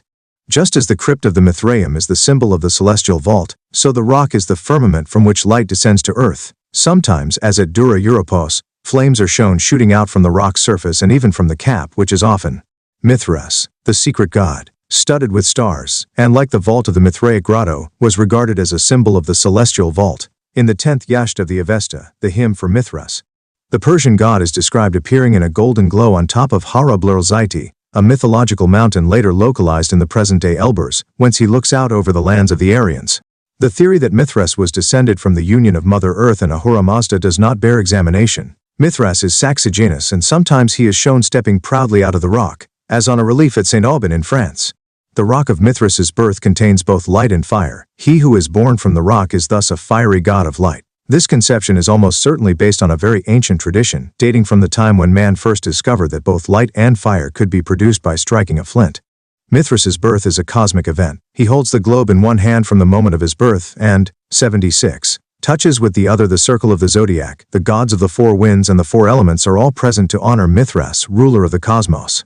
On some representations, shepherds attend Mithras's birth, but in most cases only the two torchbearers are present, watching the event with expressions of profound amazement.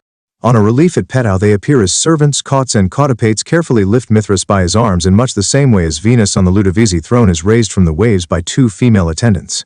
Above this scene Saturn reclines, crowned by a winged victory, while by his side lies a dagger which he will in due course hand to Mithras. On the Dura Europos paintings the same god reclines on what may be intended to be clouds or a wooded mountaintop and holds in his right hand a harper, or short sword with 77 hooked point. The palm branch of victory rests above his head and corresponds to the wreath presented to him at Petau. On a relief at Dieburg Saturn, deep in thought, is sitting on a rock holding a dagger in his right hand, and on a relief at Nursae in central Italy, the harp is clearly visible. Saturn gives Mithras the dagger to kill the bull or, in his role as the divine reaper, presents him with a harp. Sometimes Saturn's place at Mithras's birth is taken by the water god Oceanus or Neptune, and on a relief at Virunum Saturn has horns on his forehead like Neptune, while by his side stands Amphitrite. Moreover, in some representations the birth is set close to a source of water. One such relief, now in Florence, bears the form of Oceanus. Why is it that a heavenly deity or water god is always represented? An even more remarkable relief is to be found in the second Mithraeum at Hedernheim, where the front of the relief shows Mithras's birth while the sides are decorated with the figures of Oceanus and Caelus, accompanied by cots and cotopates, and expressly described in the adjoining inscription as the gods of the waters and the heavens. Both gods are powers of creation, who are present at the birth of the creative god Mithras, and will later give their support to his actions. Saturn himself is called fruitful. Mithras too will give fruitfulness through the killing of the bull, but he will also strike water from a rock, which will then become an eternal spring. Consequently, Saturn is sometimes shown as a witness of the bull slaying, as in the vast Santa Prisca cult niche. The Mithraic priests gave even more weight to Saturn than to Neptunus Oceanus, since Saturn was equated with the Titan Kronos, who was in turn identified with Kronos, the god of eternal time, the Persian Zervan, and the Greek Aeon. Mithras too was represented as the youthful god of time, while as sun god he directed the course of the sun through the zodiac. In other words, Mithras is Saturn and Oceanus as well, and thus the creator of both fertility and water. That is why the leader of each Mithraic community, the father, Mithras's representative on earth, was placed under the special protection of Saturn. As can be seen at Santa Prisca, one of the attributes of the father is a sickle. Saturn received the wreath from the hands of victory, and this same wreath adorns many inscriptions relating to the pater. The adventures with the bull. Mithras's adventures with the bull appear almost exclusively on monuments from the regions of the Danube and the Rhine, while elsewhere interest in these episodes seems to have been relatively insignificant, or they were considered of minor importance. The actual slaying of the bull is always, of course, the principal theme and incorporates the adventures leading up to it. Only in the Mithricum of Santa Prisca do we find, on the right-hand wall of the cult niche, a stucco image of Mithras with his mighty arm clasped round the neck of the bull. In a relief found in a Mithraeum in the Forum Boarium, Mithras is carrying the bull on his shoulders towards the cave. This representation is, as it were, a gloss on a mid- to 3rd century poem by Commodianus, in which Mithras is compared with the wily Cacus who stole the cattle of Geryon from Heracles as the hero lay in a drunken slumber on the banks of the Tiber close to what later became known as the Forum Boarium. Commodianus wrote his poem in the form of an acrostic on the theme of Invictus, invincible, and included it in a collection of instructions which, in the words of W. Twyfel, is full of sentiments which, if not dogmatically correct, are truly Christian in their ardor. His text gives some idea of how these two great opposing faiths of Mithraism and Christianity attacked each other. Invictus de Petranatus ideus habetur, nunc ego reticeo, vos de istis date priorem. Visit Petra Deum, quae rendus est Petrae creator. In super et forem ad honc depingitis esse, cum si Deus esset, utic non forto vivebat. Orenus utic fui e monstruosa natura, vertebat boves alienos semper in antris sicut cacus vulcani filius il. If you hold him to be a god, born of stone and invincible, now tell me which then of these two stands first. Vanquished is the god by the stone still to be found as the stone's creator. In addition, more yet must be added, you have also pictured him as a thief, laughable, because if he was a god, he would not make a living from thieving. Terrestrial was he, and strange indeed his habits, veering their cattle from others away into the caves, so once did Vulcan's son Cacus. Despite what has been said above, the reliefs from the Danube and the Rhine are so packed with all the exploits of Mithras that they often look like an open picture book of his greatness. Sometimes they even take the form of a triumphal arch. With his right hand he is lifting up a stone which he is about to throw at the roof in order to chase the animal out. On several reliefs from the Danube region a small boat with a second bull appears. 80. Above the building. This scene may indicate the bull and the moon, since the moon is often represented as a ship. According to Porphyry, the bull was identified with the moon, the female helpmate of creation. This theory corresponds with the explanation of the bull slaying given by Lummel, who bases his argument on evidence from the Indian Yeda, in which Mithras definitely carries the exhausted animal away with its muzzle dragging along the ground. This gave the opponents of Mithraism an opportunity to interpret the scene as a cattle theft and Mithras as a thief, and so to agree, probably unconsciously, with Porphyry, who develops in De Antra Nympharum, 18th, another complete theory about the cattle-stealing god. Because the bull is identified with the moon and the moon assists in creation, Porphyry calls the souls which are created born of cattle, and the cattle-thieving god is he who secretly hears about the creation. So Mithras appears once more as taking an active part in the process of creation, and even in the creation of souls. Porphyry's reasoning, however, seems to be an over-scholarly explanation of the carrying off of the bull, which is described on a group of inscriptions as Transitus Dei, the passage of the god. A line of verse hints at the god's heavy load, Quaportavit umeris iuvencum, for if Mithras was to perform the great miracle he could not just find the bull and then kill it. The hero could only fulfill his mission after a mighty struggle.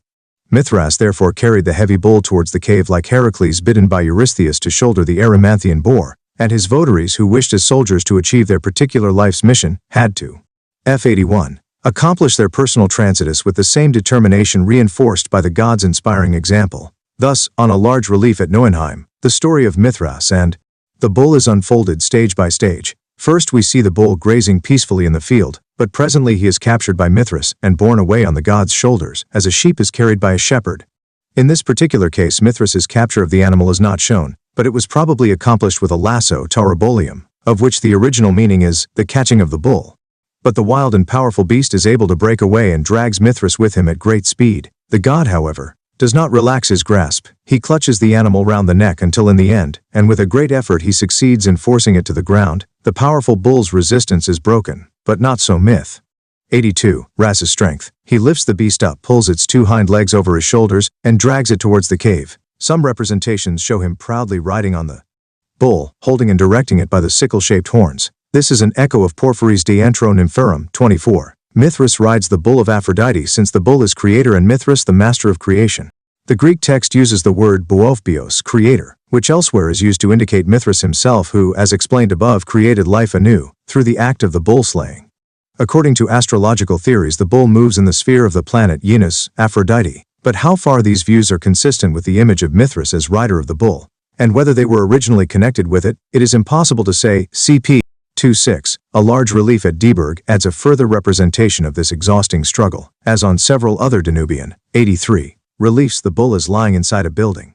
In this particular case the building is a temple with a pediment decorated with the heads of three gods whose characters it is impossible to detect. Mithras is standing on a rock, and is holding in his left hand a dagger and a cloth tinged with red.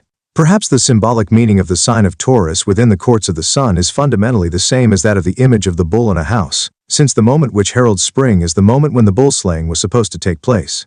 Spring is, of course, the season in which countless other cults both past and present also commemorate the miracle of the renewal of life. 84. The miracle of the striking of the rock. A relief, illustrating Mithras's miraculous birth, found in Rome and now in the possession of Trinity College Dublin, has already been mentioned in connection with the Sarmas Egetusa Mithraeum.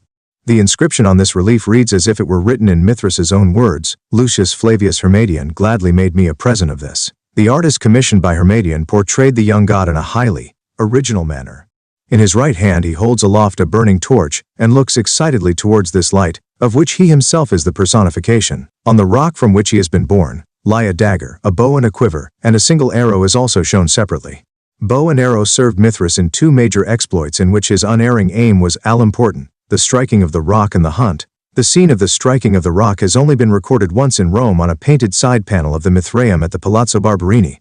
Otherwise, representations of this scene are confined to the Danube and Rhine regions where other illustrations of the Mithra cycle are also common. As a rule, Mithras is shown seated and aiming his arrow at the rock face before which a figure kneels. Occasionally a second figure clasps Mithras's knee beseechingly, or stands behind the god with one hand on his right shoulder. There is a particularly fine representation of this scene on the side of an altar at Petau where Mithras, standing at the ready, is aiming his arrow at the rock, in front of which a man is waiting to drink the water which will gush forth. On the other side of the altar are a bow, quiver and dagger as in the Dublin relief. It is noticeable that not only Mithras himself but also the two subsidiary figures are dressed in oriental costume, and it seems that in this type of scene they must be intended to represent Cautes and Cautopates, the attendants at Mithras's birth. A relief from Besigheim in Germany devotes two successive scenes to this miracle. In the first, a man stands catching in both hands water which flows from the rock, while Mithras is still busily engaged in taking an arrow from his quiver, immediately next to 86. This scene there is a repetition of it in greater detail with Mithras standing prepared with bow and arrow, one figure kneeling in front of him and another trying to catch the stream of water in his cupped hands. On both reliefs the rock is shaped like a cloud which, as has already been established, represents the celestial vault.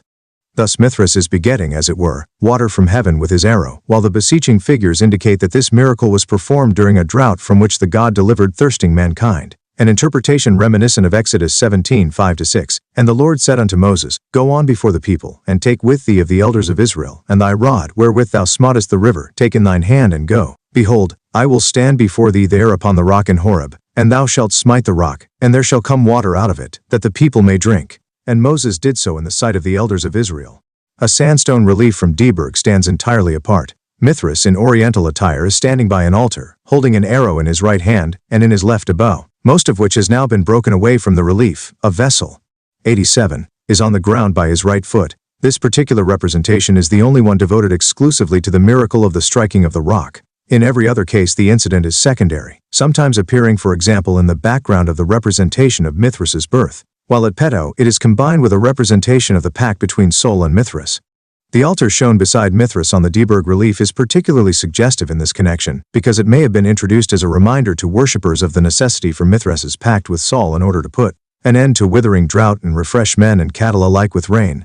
The niche containing the representation of Mithras's birth was sometimes connected with a spring, which thus became the Fins Perennis, the eternal spring.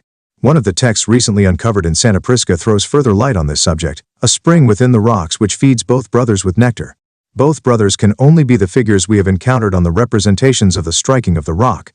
By working this miracle, Mithras has fed them with nectar, procured the draught of the gods for them, and endowed them with immortality. The stream which springs from the rock has become therefore a source of life-giving water in which the two brothers have found immortal refreshment, an ever-present reminder of the joys in store for those who participate in the mysteries. Unfortunately, this is as far as our information takes us, but in any case here again we reach a point where Mithraism and Christianity overlap. For the portrayal of Moses on early Christian sarcophagi is likewise associated with the concept of divine refreshment. 88. MITHRAS the Hunter. On the relief at Osterberken, which plays an important part in presenting the events of the Mithras legend, there is a remarkable scene above the depiction of Mithras's meal fit Mithras, accompanied by a lion and followed by a page in orletal dress bearing the god's quiver on his right shoulder, loose as an arrow as he rides his horse at full gallop. The quarry, however, is not shown. Among recent discoveries is a similar relief found near the Mithraeum at Neuenheim, again in Germany, in which the Persian god is riding at great speed through a forest of cypresses, his cloak flying in the wind. In his right hand he holds the celestial orb, and with his left he tugs vigorously at his horse's reins. A lion and a snake are also in attendance, and these figures are encountered again on the lower register of a Romanian bull-slaying relief. Thus, 89. Although the lion and snake symbolize fire and earth, they are nevertheless here included in the retinue of Mithras, the rider and sun god. A great number of similar representations of Mithras as a mounted horseman come from the East and in particular from Syria. The widely represented Thracian horseman of the Balkans was often identified with the sun god Apollo. Thus the daily course of the sun is reflected not only in the image of Sol and his chariot but equally in Sol as an equestrian figure. These representations of the rider god Helios are described particularly in inscriptions from Asia Minor, and from the text it is evident that this tradition continued until well into the Byzantine period. It seems most probable that the sculptor of the Neuenheim relief intended to portray Mithras as the sun god, who is at the same time ruler of the cosmos, a function indicated by the celestial orb. There is, however, a difference between these two representations at Neuenheim and Osterberken. At the latter site the god is shown as archer as well as rider. In the background of this Dieberg relief there is a tree, either cypress or pine, and Mithras, astride a galloping horse, is shooting at a hare whose long ears are just visible. 3 large and ferocious-looking hounds are bounding forward, and on either side of Mithras, each standing upon a vessel, is a torchbearer. Although the lion is missing from this scene, the presence of the torchbearers lays particular stress on the elements of light and fire. For the element of earth in the form of a snake we have here instead the 2 vessels which are symbols of water, Ben, the first author, to offer an explanation of this relief, saw a connection with the German Wotan.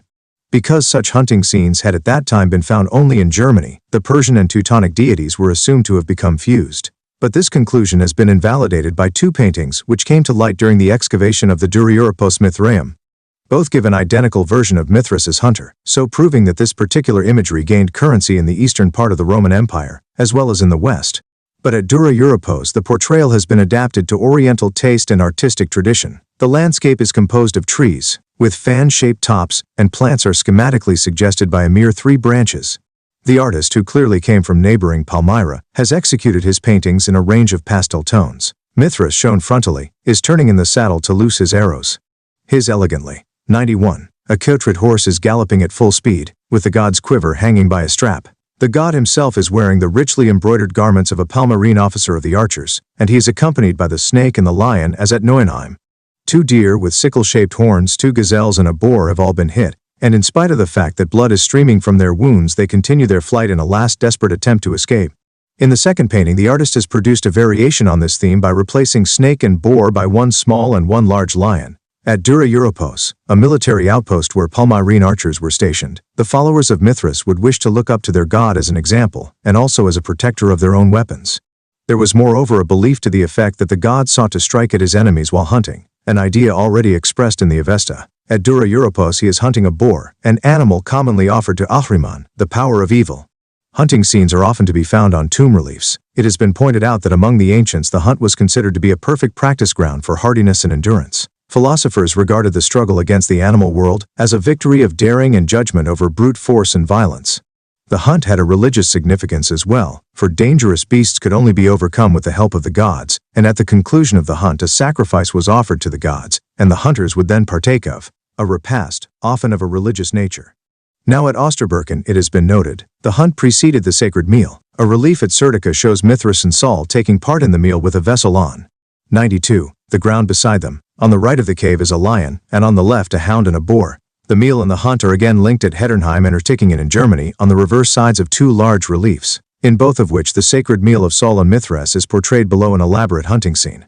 In the center of the Hetternheim relief stands a figure, whose outline is only dimly visible, surrounded by 4 large hounds. Above the hounds on the left, part of a horse's leg can still be distinguished, indicating the presence of the rider. The central figure must have been an attendant. A bull and a boar are lying peacefully in a field with a grazing sheep. The hounds take no notice of these animals, and it is therefore an open question whether the bull and the boar have been struck by arrows. The bull, boar and sheep, represented as the Sua Viturilia sacrifices on the right-hand wall of the Santa Prisca Mithraeum, here adorn the vaulted entrance of the cave where the sacred meal took place. On a relief discovered in 1950 at Ertickingen, Mithras is sitting on horseback holding a lasso in his left hand. 3 and round him in a circle are various animals: a dog, a boar, a reclining horse, a foal, another boar, a deer and an ox.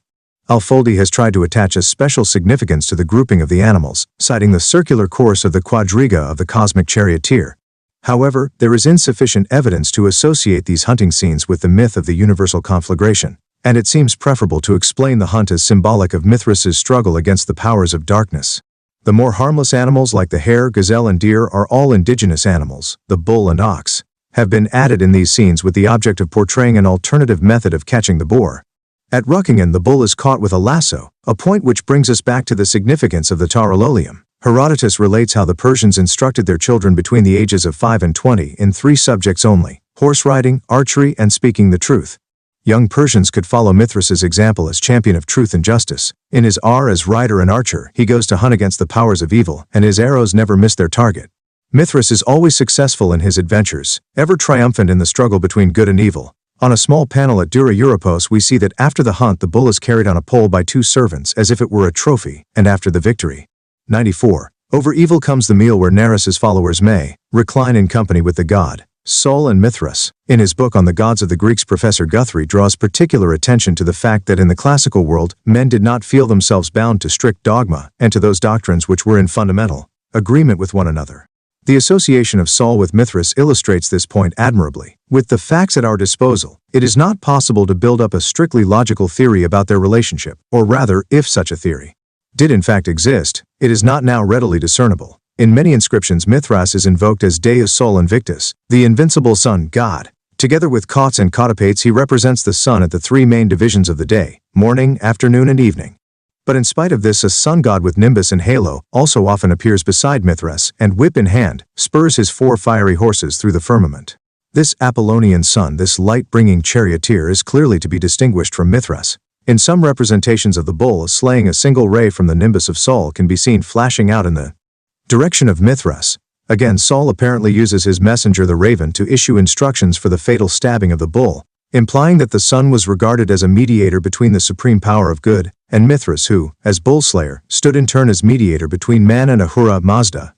Thus Sol, Helios Apollo, indirectly governs Mithras's actions and participates in the bull slaying, and so it would seem that the sun god is superior to Mithras and wields greater power. But other representations, particularly from sites outside Rome, show the sun god kneeling or squatting before Mithras. Balkan reliefs portray Sol in this submissive attitude, while the Persian god puts his left hand on Sol's head and holds in his uplifted right hand an object which cannot in most cases be discerned. Sometimes it looks like a pointed cap or a drinking horn, but frequently it looks like a piece of meat, either a shoulder or a leg. The texts provide no explanation of this scene. As a rule, the bull slayer seems to be bestowing some kind of honor on Sol, and in a small relief found at Bucharest, Mithras is definitely placing the Phrygian cap on Sol's head. Other scenes give the impression that the two gods are concluding an agreement. On a relief from Nurse in Italy, Sol, naked, is kneeling on one knee before Mithras. In between them is a small altar. In his right hand, Sol is holding a dagger, point down, and with his left he grasps Mithras's right wrist. Mithras too holds a 96, knife in his right hand, point upwards, and the two gods are presumably making a blood pact. On a relief from Rome, we again see the two deities on either side of an altar, Mithras quite clearly gripping the wrist of the person in front of him with his left hand, in order to make a small incision with a knife, thus sealing the pact with the letting of blood. On a relief from Virunum, Mithras's right hand clasps Sol's in a paternal handshake, while with his left hand, Mithras pats him on the shoulder in a friendly manner. As a final example, a large relief at Hedernheim shows Mithras walking towards Sol as if to place the nimbus on his head. Fig. 32. Mithras approaching Sol. Fig. 33. Mithras and Sol on either side of an altar. A second version of this scene is illustrated both in a painting in the Palazzo Barberini, Mithraeum, Rome, and in a relief from Poetovio, where in each case Mithras and Sol are shown standing on either side of an altar. In the example from Rome, both are holding a small spit on the altar. At Poetovio, both gods are hold G97ing out their hands to one another, and a spit can again be made out with small pieces of meat skewered onto it, as is still customary in Yugoslavia. The spit is being held over the altar while the raven comes to nibble at the meat, but on a painting at Dura Europos, the raven himself offers this spit for the sacred meal. It is clear, however, that the scene at Petau is not to be regarded merely as a variant on the meal in which Sol and Mithras ultimately partake as fraternal allies, because in the Palazzo Barberini Mithraeum, these two acts are portrayed on separate panels. The scene probably illustrates the formal confirmation of the pact of Sol and Mithras, an action which preceded the divine meal which itself took place before their ascent to heaven in the chariot of the sun. The antagonism which is supposed to have existed originally between the two sun gods has thus been reconciled into eternal friendship. As Mithras ascends in his chariot after the conclusion of his worldly deeds, so the initiate himself can devoutly hope for his own return to the eternal sunlight. After the arduous bull hunt and the miracle of the bull slaying, Mithras completes his stay on earth by banqueting with Sol off the flesh of the bull. As already remarked, the paintings at Dura Europos include two attendants dressed as torchbearers who carry the dead bull on a pole slung between their shoulders. The meal takes place in a cave where Mithras, in his Persian robes, reclines or sits with Sol behind a table. The relationship between the two gods is clearly a friendly one, as Mithras is sometimes seen with his arm round his com. 98. The sacred meal and the ascent to heaven. Pantheon's shoulder. The most usual expression discernible in these pictures, however, is one of profound religious feeling, which can be seen in all the representations of highly exalted events, as for example in the painting at Dura Europos. The divine meal is more frequently portrayed than any other scene except the bull slaying, and sometimes the latter appears on the front of a relief which portrays the meal on its reverse. In such cases, the relief was mounted on a pivot, so that during the ceremonies the worshipper's attention could be drawn to one scene or the other by rotating the slab. The meal can even be regarded as an event which takes place solely on a divine level between the two gods, Sol and Mithras, but the believers, according to certain texts, imitated the example of their deity during the ritual. 99. Therefore, certain representations are of a mixed nature, with the initiates themselves taking part in the meal as attendants on the gods. The example and imitation of the divine meal are woven into a single whole. A third variant of the scene represents initiates partaking of the meal alone. In order to understand the ritual of this repast, we must first consider the magnificent painting on the side wall behind the left-hand bench in the Aventine Mithraeum. This painting dates from CAD 220. In a dark vaulted grotto, lit only by the golden glow of candlelight, Saul and Mithras are reclining on a couch. Before them is a small table. Saul, clad in a long red garment with a yellow belt, holds a globe in his left hand and raises his right hand in a gesture of ardent enthusiasm. His long golden locks are surrounded by a rayed nimbus, and he is gazing ecstatically upwards into the heavens. Mithras, in his red cloak and Phrygian cap, is sitting beside him and has put his right hand on Saul's shoulder. On each side stands an attendant. One of them keeps the gods provided with drink. The other, wearing a raven mask, offers an oval plate with food. He is an initiate of the raven grade. 8 other young men, all lions according to the inscriptions, bring gifts. They carry bread and a mixing bowl, a cock and a bundle of tapers. Nowhere else is the Mithraic meal portrayed in such detail. The 2 gods have for a moment joined their earthly followers, who in their turn pay homage to their distinguished guests. In this way the divine presence is manifested while the initiates celebrate the mysteries and follow their example. The place once occupied by Mithras and Saul is now taken by their representatives, the father of the community and the courier of the sun, who during the solemnities would be wearing the same clothes as Mithras and Saul wore before them, and are furnished with the same attributes. In the Santa Prisca Mithraeum, a separate bench is made for these 2 persons to recline upon during the celebration of the meal. The lower grades, particularly the ravens, are in attendance to supply them with food and drink. On the reverse of the Mithraic relief from Hedernheim, Saul and Mithras are lying together behind the slain bull. Elsewhere, both gods or their followers are sometimes seen lying on the bull's skin, emphasizing once again the magic power which they seek to extract from it. On the conjugate relief, the raven and lion, both wearing the masks of their grade, serve food and drink, which in these scenes consists of bread, fruit and sometimes fish. On the Hedernheim relief, the attendants dressed as torchbearers are offering baskets containing bread or fruit, and Saul is handing his companion a bunch of grapes, a gift which Mithras regards with awe.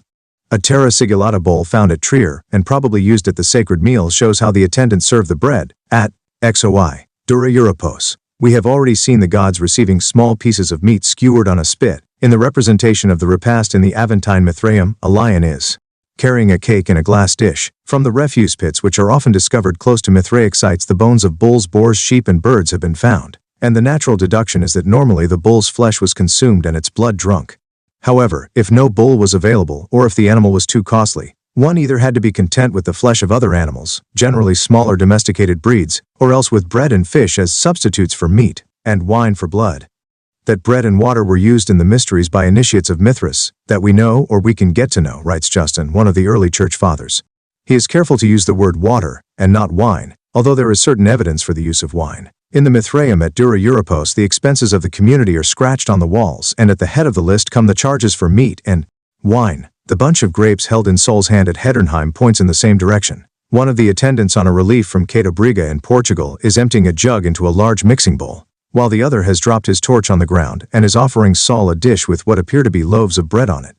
All this information is once more borne out by the painting in the Aventine Mithraeum, and it is precisely this scene of the sacred meal which suffered most at the hands of the Christian iconoclasts at the end of the 4th century. The other wall was left untouched. The reason for such vehement hatred is not hard to find. According to Tertullian, the meal in the Mithras cult was a devilish imitation of the Eucharist, and the apologist adds that the initiates of Mithras enacted the resurrection as well. Imaginum resurrectionis inducit, CP 26. They firmly believed that by eating the bull's flesh and drinking its blood they would be born again, just as life itself had once been created anew from the bull's blood. This food and drink were supposed not only to give physical strength, but also to bring salvation to the soul, which would in time achieve rebirth and eternal light. Authors like Christensen and Loisy have concluded from this belief that the bull was Mithras, who had offered himself as sacrifice, and that the believers then consumed the divine body and drank his blood as in the Dionysiac mysteries. But neither the temples nor the inscriptions give any definite evidence to support this view, and only future finds can confirm it. Justin records that on the occasion of the meal the participants used certain formulae, comparable with the ritual of the Eucharist, and in this connection mention may be made of a medieval text, published by Cumont, in which the word of Christ is set beside the sayings of Zarathustra. The Zardasht speaks to his pupils in these words: "He who will not eat of my body and drink of my blood, so that he will be made one with me and I with him, the same shall not know salvation." Compare this with Christ's words to his disciples: "He who eats of my body and drinks of my blood shall have eternal life." In this important Persian text lies the source of the conflict between the Christians and their opponents, and though of later date it seems to confirm Justin's assertion. After Mithras had accomplished his miraculous deeds, he was said to have been carried up into the heavens in a chariot. Some reliefs show him running behind the sun god's chariot, which is drawn by 2 or 4 horses, whom Helios Sol controls by pulling on the reins or spurring them on with his whip. As a rule, Sol is shown with a halo round his head and virtually naked, except for a short cloak round his shoulders which flutters in the wind. Sometimes the sculptor shows the chariot's passage heavenwards, as for example on the relief at Viranum, where Hermes, Mercury, recognizable by 2 small wings on his head and his magic wand, points the way. Reliefs from the Danube region, however, show Mithras stepping quietly into a chariot bound not heavenwards but towards the ocean, which is represented by the figure of a reclining and bearded god, the lower part of whose body is draped in a cloak, and whose left arm rests on a water jar.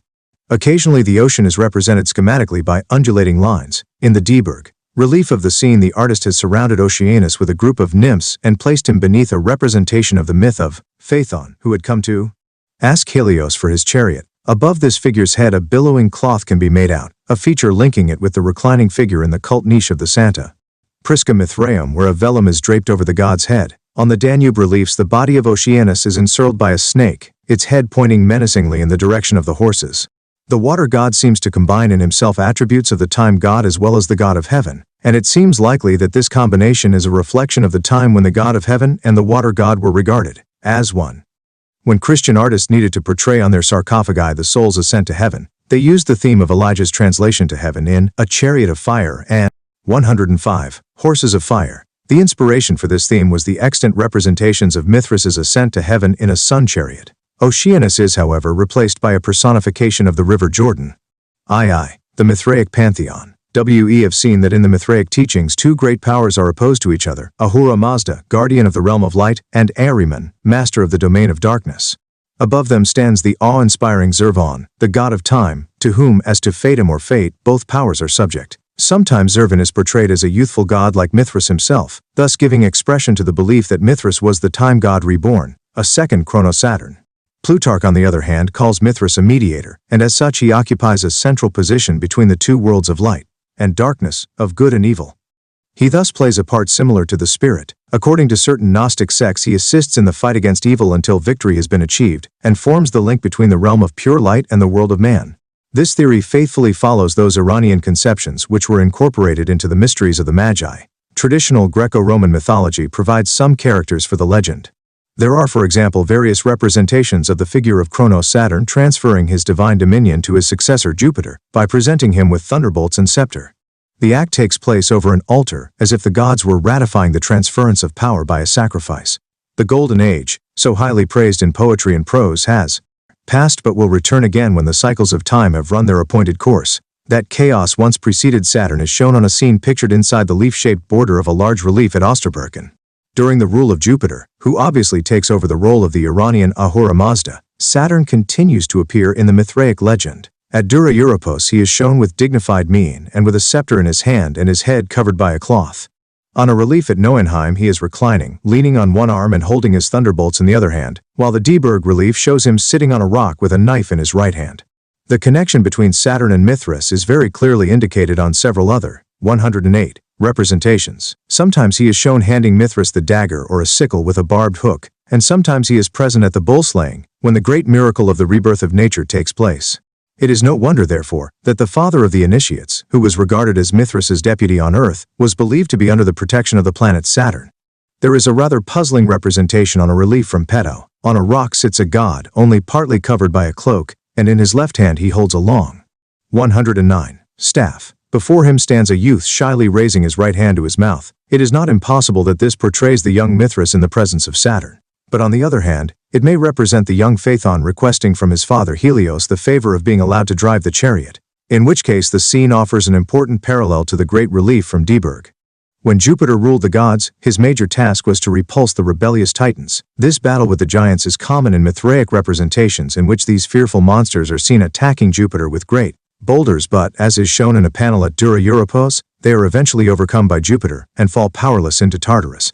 In the Mithraium of Santa Prisca, a small marble statue of a giant was found. It was painted purple, the somber coloring of the realm of darkness, and it is obvious that the Mithraists saw in the Gigantomachy the struggle of Ahura Mazda against the satellites of evil. Mithras himself has to hunt them out, and this explains why in some inscriptions Mithras is mentioned simultaneously with Jupiter. Thus Mithraism sought to establish through classical mythology a link with Iranian teachings, and both Gnosis and Malchiism are also connected with this story of the struggle between light and darkness, told in the Bundaishan. But at the same time Jupiter was still considered the mighty ruler of Olympus, the Lord of Heaven, and at Hedernheim his symbol appears as a globe decorated with the 7 stars, the planets and 2 bands of the zodiac, while a powerful eagle perches on the globe with wings outstretched, holding the thunderbolts in its claws. The great German reliefs make a point of showing Jupiter, enthroned or standing in the midst of other Olympian gods who are assembled in 2 separate groups. Franz Cumont has stressed the relationship of these deities with similar figures in Iranian religion. Although this is perhaps sometimes the case, it seems doubtful whether the Mithrais themselves always appreciated the connection, and there is insufficient evidence from Mithraic sources to support this claim.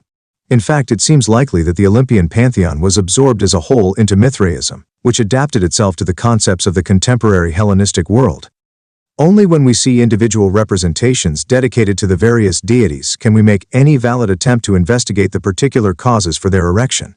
For example, no separate portrayal of Hera Juno has been found in any sanctuary. Hera, the consort of Zeus, is always shown in the company of the other gods, and though she may be assimilated to Spenta Armati, meaning the earth, her presence may be interpreted in terms of philosophical reflections on a play of words. For example, Hera, air, meaning air. There is clearly a special reason for the worship of Apollo in the Mithras cult. The key factor here is his as a solar deity rather than guardian of the muses. Some inscriptions equate him with Mithras, and the figure of Helios, with whom Mithras is so closely connected, is sometimes completely Apollonian in character. In southern Gaul, where Apollo was known as a physician, Mithraism with its gift for adaptation credited Mithras too with healing powers. A representation of the time god from Ostia also incorporates Vulcan's symbols, the hammer and tongs. This dual character emerges from the element of fire, which is expressed in Ion as well as in Vulcan. There is no need to relate Vulcan to the Iranian Atar. Diana, Apollo, Mars, Mercury, Jupiter, Venus, and Saturn are represented as planets, as protectors of the 7 grades, and as patrons of the 7 days of the week.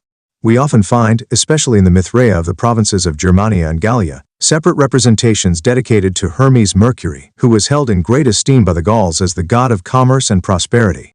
In some inscriptions, Mithras is equated with Mercury, an attempt by the initiate to emphasize the common attributes of the 2 gods as patrons of the traveler and guides on the final voyage to eternity.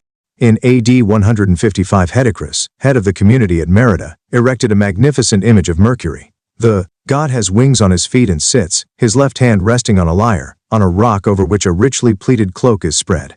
In a Mithraeum at Stockstadt there is a statue of Hermes Mercury, with the child Dionysus in his arms, which recalls the famous work of Praxiteles. Dionysus or Bacchus was the god of wine.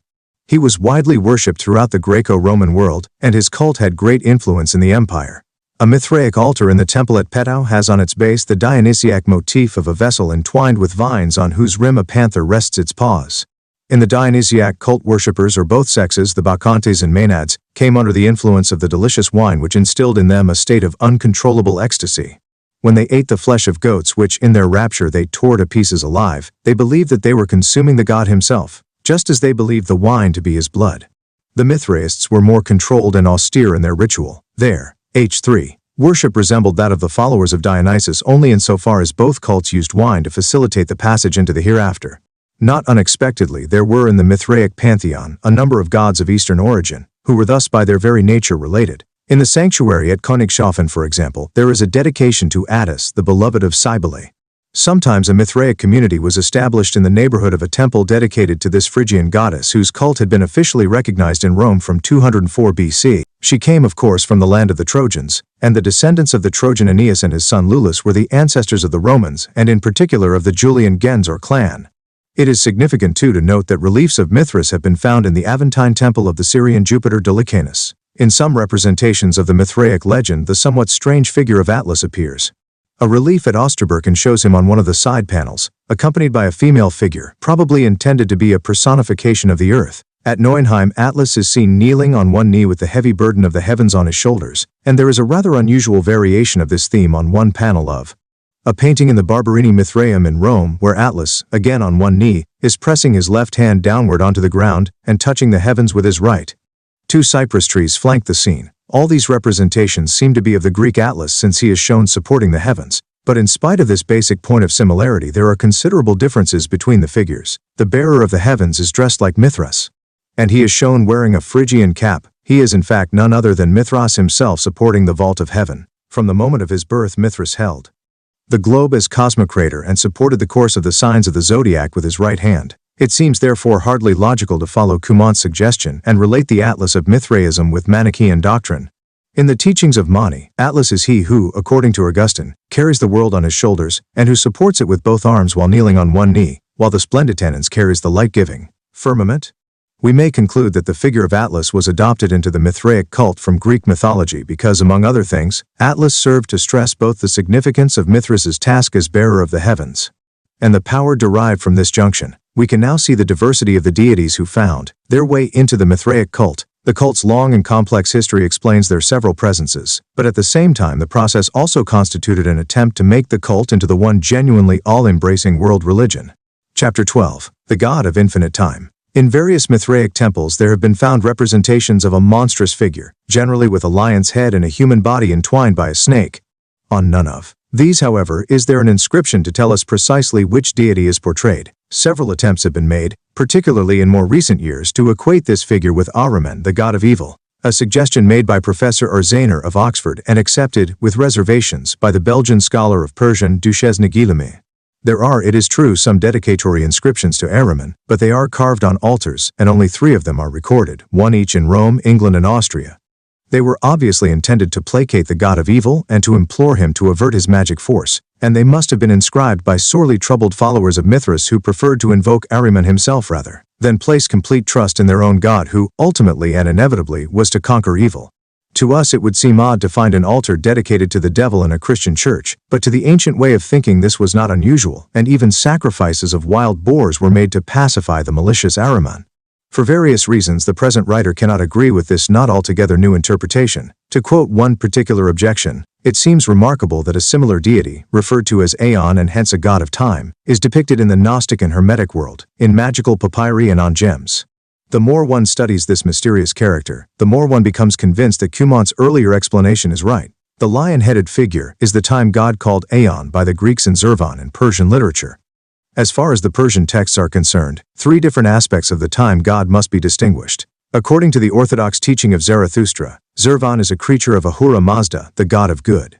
According to a second theory, however, there were originally 2 archetypes, that of good and that of evil. A separate Sassanid sect regarded Zervanakarana, infinite time, as the cause and the source of all things.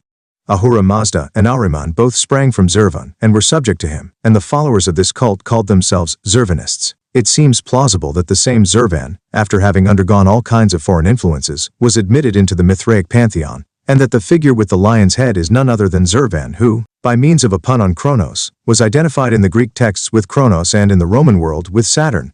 This god is mostly portrayed in a stiff hieratic pose, with legs close together. Sometimes he is shown nude, though often his sex is disguised by a loincloth or by an enveloping snake, as if it were intended either to leave the deity's sex vague, or to convey that both sexes were united in him, and that he was capable of self-procreation.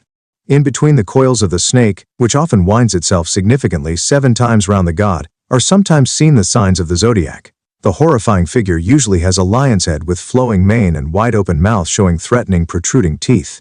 For even greater effect, the mouth is sometimes painted red and the gullet is hollowed out. A statue from Saida in Africa has an opening made in its head, and it is highly likely that this was intended to take a burning torch. The statue would thus appear to breathe fire and so inspire even more respect for the god than his dread visage alone could evoke. In one example he is holding 2 torches, while a long pointed flame shoots out of his mouth and fuses with the flames of the burning altar beside him. An unknown author records in an essay on Saturn that he is sometimes represented, 118, with the appearance of a snake because of excessive cold, and at other times with a wide-open lion's mouth on account of scorching heat. Sometimes this strange creature is carrying a key in both hands, a pointer to a connection with Janus, the ruler of the Aeanus, the gateway to the underworld of which he possessed the keys. Finally, parallels have been drawn between Saturn and Serapis, the Egyptian deity of the realm of the dead, and he is in some way related to certain Syrian figures who are found entwined by snakes. 119. To sum up, the equation of Kronos with Saturn is a Greco-Roman conjunction. The addition of the key-carrying Janus is a Roman contribution. There are Egyptian influences involving Serapis and other deities from the Nile. Similarities with Atargatis represent Syrian elements. If we wish to draw any final conclusions or try to find the ultimate significance of this god of infinite time, we must first of all be clear in our minds that Mithraism, like the classical world in general, was not based on hard and fast dogmas, but would shift its focus from period to period and under changing circumstances.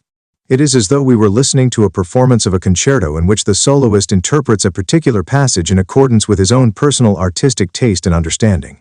Therefore, we must beware of trying to relate or reduce to a common denominator all the different characteristics which we shall now proceed to discuss.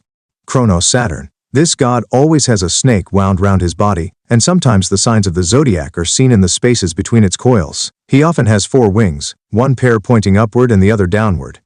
On the paintings in the Barberini Mithraeum, Saturn is shown, as is often the case, standing on a globe, and it is especially interesting to note that the time god is here surrounded by the signs of the zodiac which decorate the vault of the cave where the bull slaying is set. The 7-fold windings of the snake are definitely connected with the planets, and the coils themselves indicate the course of the sun through the zodiac. The sun has thus become part of the god. He is the sun determining time in its course. He dominates the zodiac and as such is Kronos, time. But he is also the ruler over the 4 winds, represented by his 4 wings. He is known to order the seasons too, and again he does this both in his role as Sol and in his role as time. We are reminded of the figure of Caelus, the god of heaven, who is depicted on an altar at Carnuntum surrounded by the wind gods and the seasons. Arnobius, writing about AD 295, makes an apparent allusion to the lion's devouring mouth. We observe amidst your gods one with the terrifying wild head of a lion besmeared with pure minium. A statue from Castel Gandolfo even has lions' heads on its stomach and knees. The lion is undoubtedly an allusion to the all-devouring fire, while the 3 lions perhaps indicate the threefold character of the sun figure. Arnobius calls the god Frugifer, probably thinking of the identification of Kronos with the Roman Saturn. The lion's head on the stomach of the statue from Castel Gandolfo recalls a second statue from Merida, where the god again has a lion's head on his chest. He is shown, however, not as an awesome figure, but as a youth, and we may unhesitatingly detect an identification with Mithras himself who, in another representation originally at Merida, is shown standing with a lion crouching at his feet. The fire symbolism of the lion great in the cult, the lion with the fire shovel as attribute, is definitely related to this figure. It is interesting that a statue from Strasbourg shows the time god holding a fire shovel in his hand, a reminder that at the end of time all will be consumed in an overwhelming conflagration. Thus the god with the lion's head is the symbol of devouring time, the Syrian element. The goddess Atargatis was worshipped at Hierapolis in Syria. She was portrayed in the same stiff attitude as the time god, and her body was always encircled by a snake. A mummy-like figure found at Rome in a Syrian sanctuary on the Janiculum is also connected with the statues we have been discussing. It is a bronze of a youth, entwined by a serpent whose head rests upon the head of the god. This statue was discovered by Gockler in an octagonal hall, which must have some symbolic significance, and he identified it as Atargatis. In this context he referred to a text of Macrobius, who described in his Saturnalia 2 statues erected on either side of the bearded sun god. These statues, 2 female deities again entwined by snakes, had originally stood at Hierapolis. Macrobius writes that the portrayal of the snake indicates the rounded course of the star. Evidently this star is none other than the sun, but Gockler was mistaken in one point, for the statue from the Roman sanctuary is male. According to the most recent interpretation, it represents the Syrian Dionysus Adonis, who, like his father Hadad, has connections with the sun. The Orphic element. Representations of the birth of Mithras, where the god, entwined by a serpent, is surrounded by the signs of the zodiac, and the 4 wind gods provide a link between Kronos, Saturn, and Mithras. Mithras's legs are usually pressed together and still fixed in the rock. On a relief at Modena there is a representation of Mithras's birth as time god which differs considerably from the iconography we have so far examined. With his customary insight, Franz Cumont has drawn certain conclusions from this scene. Originally the relief was dedicated by Felix and his wife Euphrosyne. As will be noted presently, Felix was a member of an Orphic sect, but he later became pater of a group of Mithraic initiates, and when he dedicated this relief to his new god, he erased the name of his wife since women could not be admitted to the cult. But her name, though not clear, is still legible. It is strange that Felix should have used the same relief first as an Orphic and later as a follower of Mithras. The 123 relief shows a naked youth standing upright with 2 long wings attached to his shoulders and a half-moon visible behind him. In his right hand he holds the thunderbolts and in his left a long staff. His hoof-shaped feet are resting on one half of a burning cone, and the other half is above his head. The figure is entwined by a snake with its head on top of the upper part of the cone. A lion's head is drawn on the youth's chest, and on either side of it the heads of a ram and a goat. This imposing figure is surrounded by an elliptical band in which are portrayed the 12 signs of the zodiac, while in the corners of the relief are the heads of the 4 wind gods. The similarities between this relief and a statue from Merida in Spain are striking. The youthful figure, the serpent and the lion's head on the chest are all here.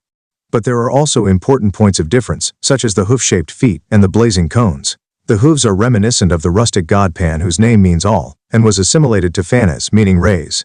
This Phanes has been compared and identified with Mithras. According to the Orphic doctrine, Phanes is a youthful god of light and was born from an egg, the two half-cones constituting the egg from which he springs. This egg was laid by time, hence the sun resembles his father Kronos, and is portrayed as the time god. Occasionally Phanes wears golden wings, and as Zeus, he carries thunderbolts and a staff. The zodiac and the coils of the serpent refer again to the yearly course of the sun, and the three heads of lion, ram and goat indicate the astrological influence. This fusion between Orphism and Mithraism is not confined solely to Rome. In a Mithraeum of the 3rd century A.D. at Housesteads on Hadrian's Wall, a stone relief was found showing Mithras's birth from an egg, and the scene is surrounded by the signs of the zodiac. Mithras, like the youthful Phanes, shows characteristics of Kronos on representations from the north of England. He who at Sarmizegetusa was called the begetter of light, was given at Housesteads the title Secularis Eternal, a word related to seculum, aion, avum, the stem of such words as coeval.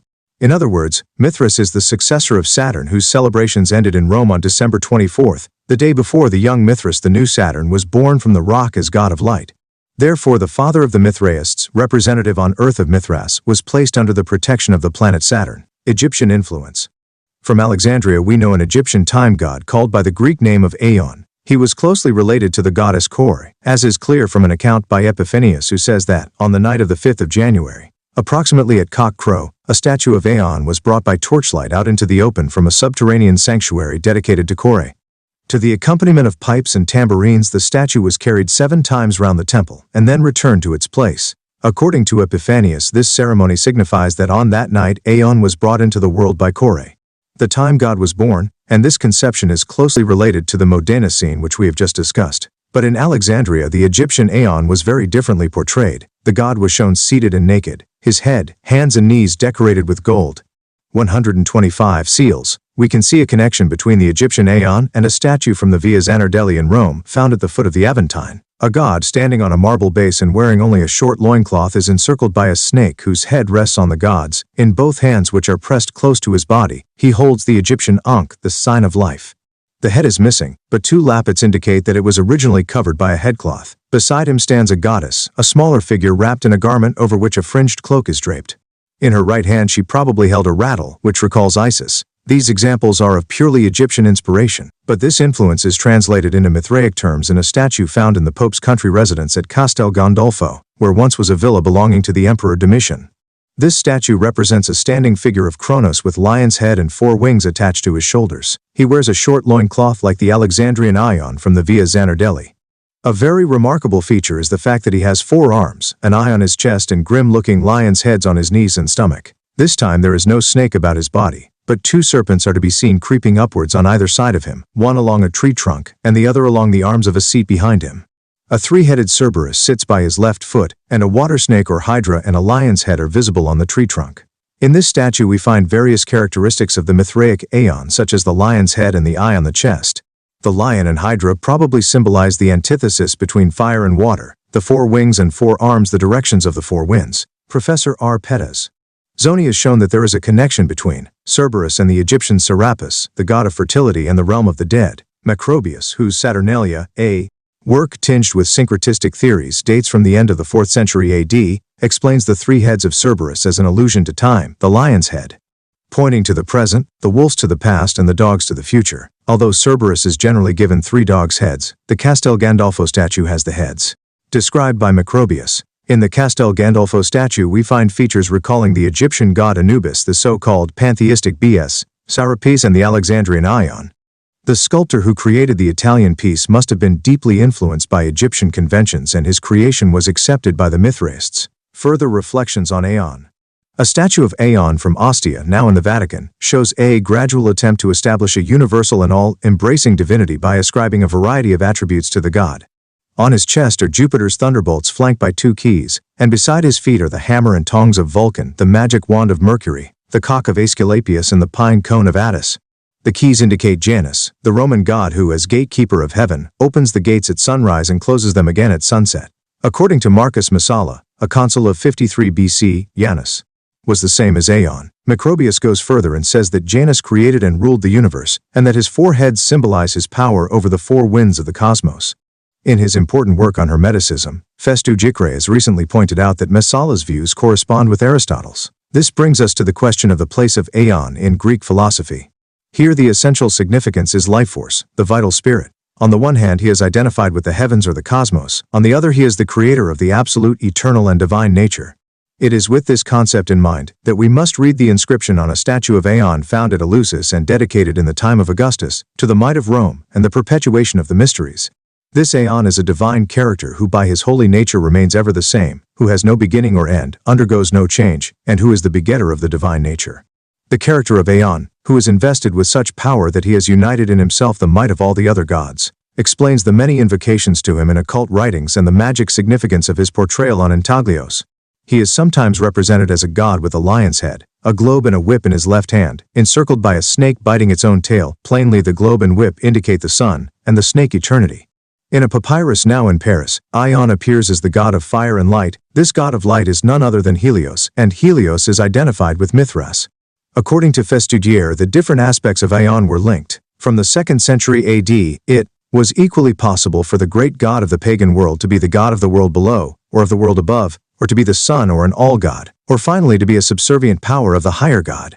Festugière's theory gains further support when we consider the place of Aeon in the Mithraic community. 3. Initiation into the mysteries. Several features of the Mithraic initiation ceremonies, by which the novice was integrated into the community, are to be found among the primitive peoples of Australia, Africa and America today.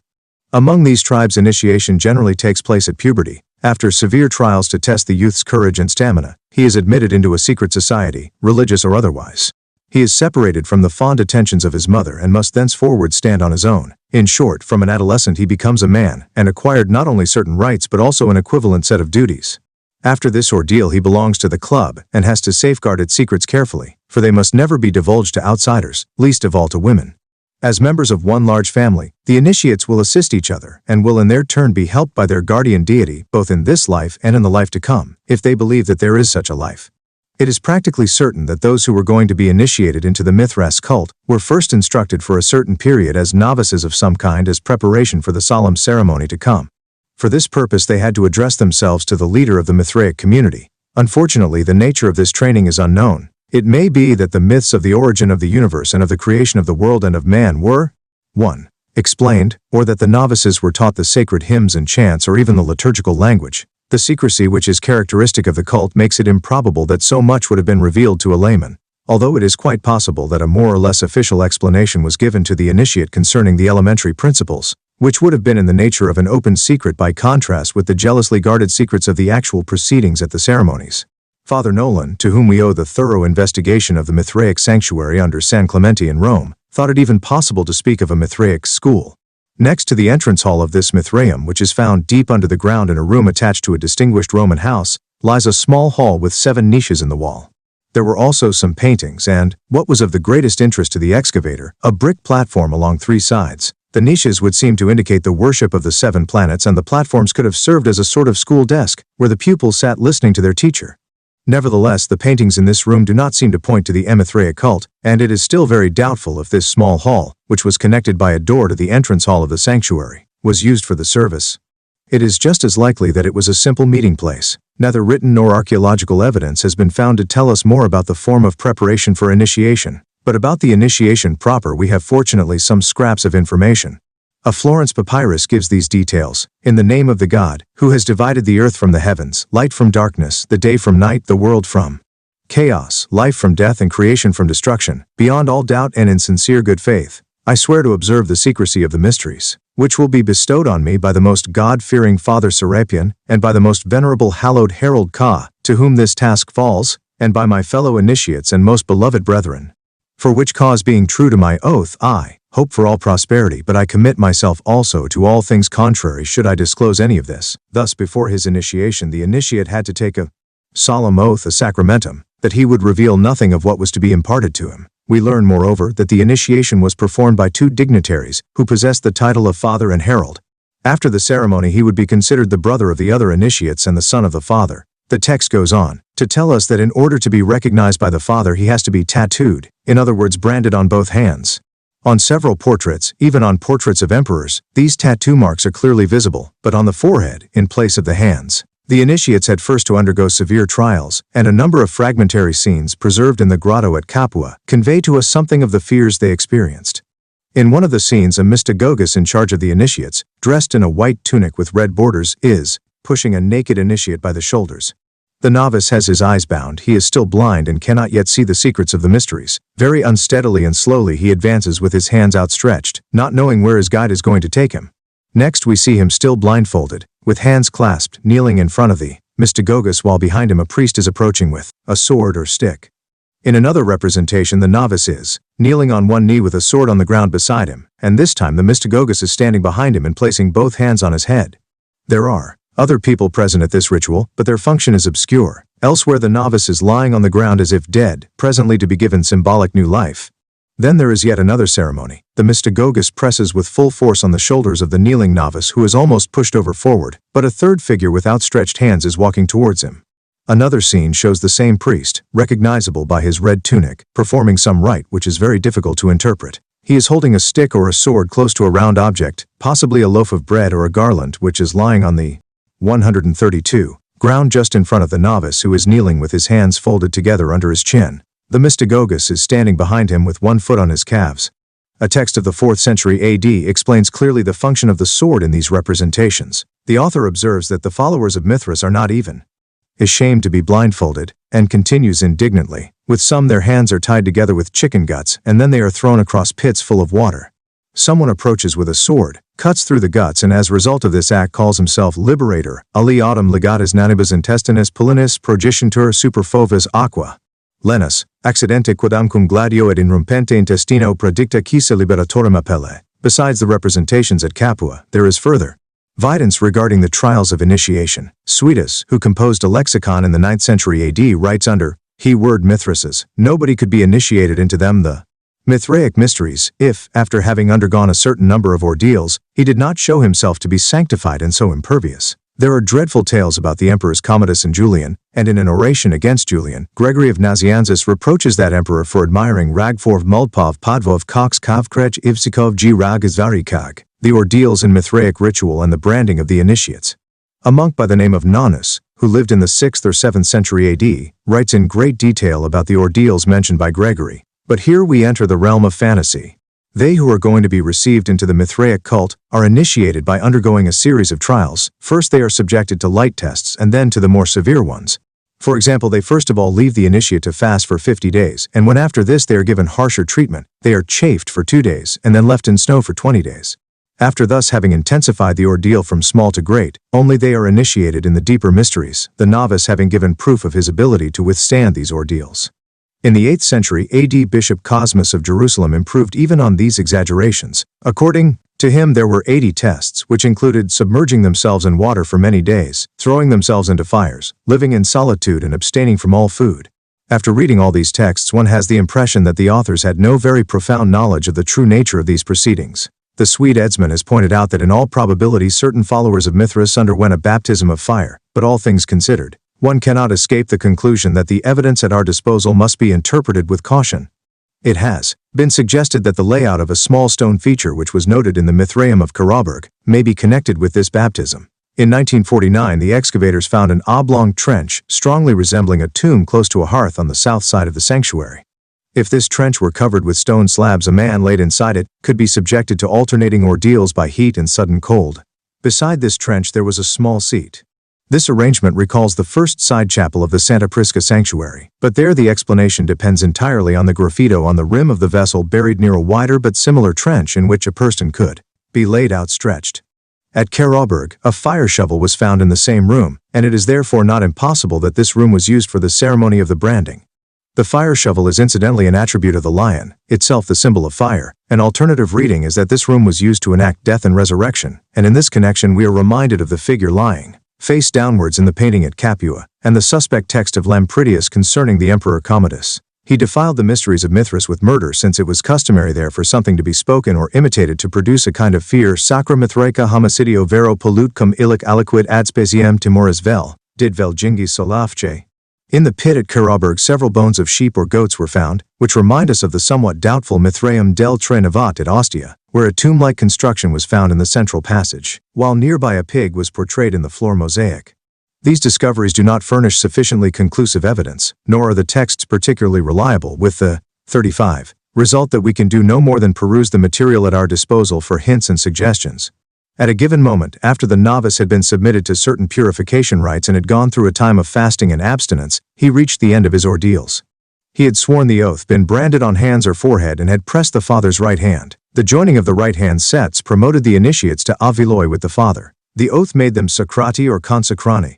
An important inscription, discovered in Rome on the Campus Martius near the Cancellaria, the papal chancery, is here relevant. This sanctuary, its walls painted with stars and crescent moons, was in use in the middle of the 3rd century A.D. It was founded by the Pater Sacrorum Proficentius, who commemorates this fact in his own verses.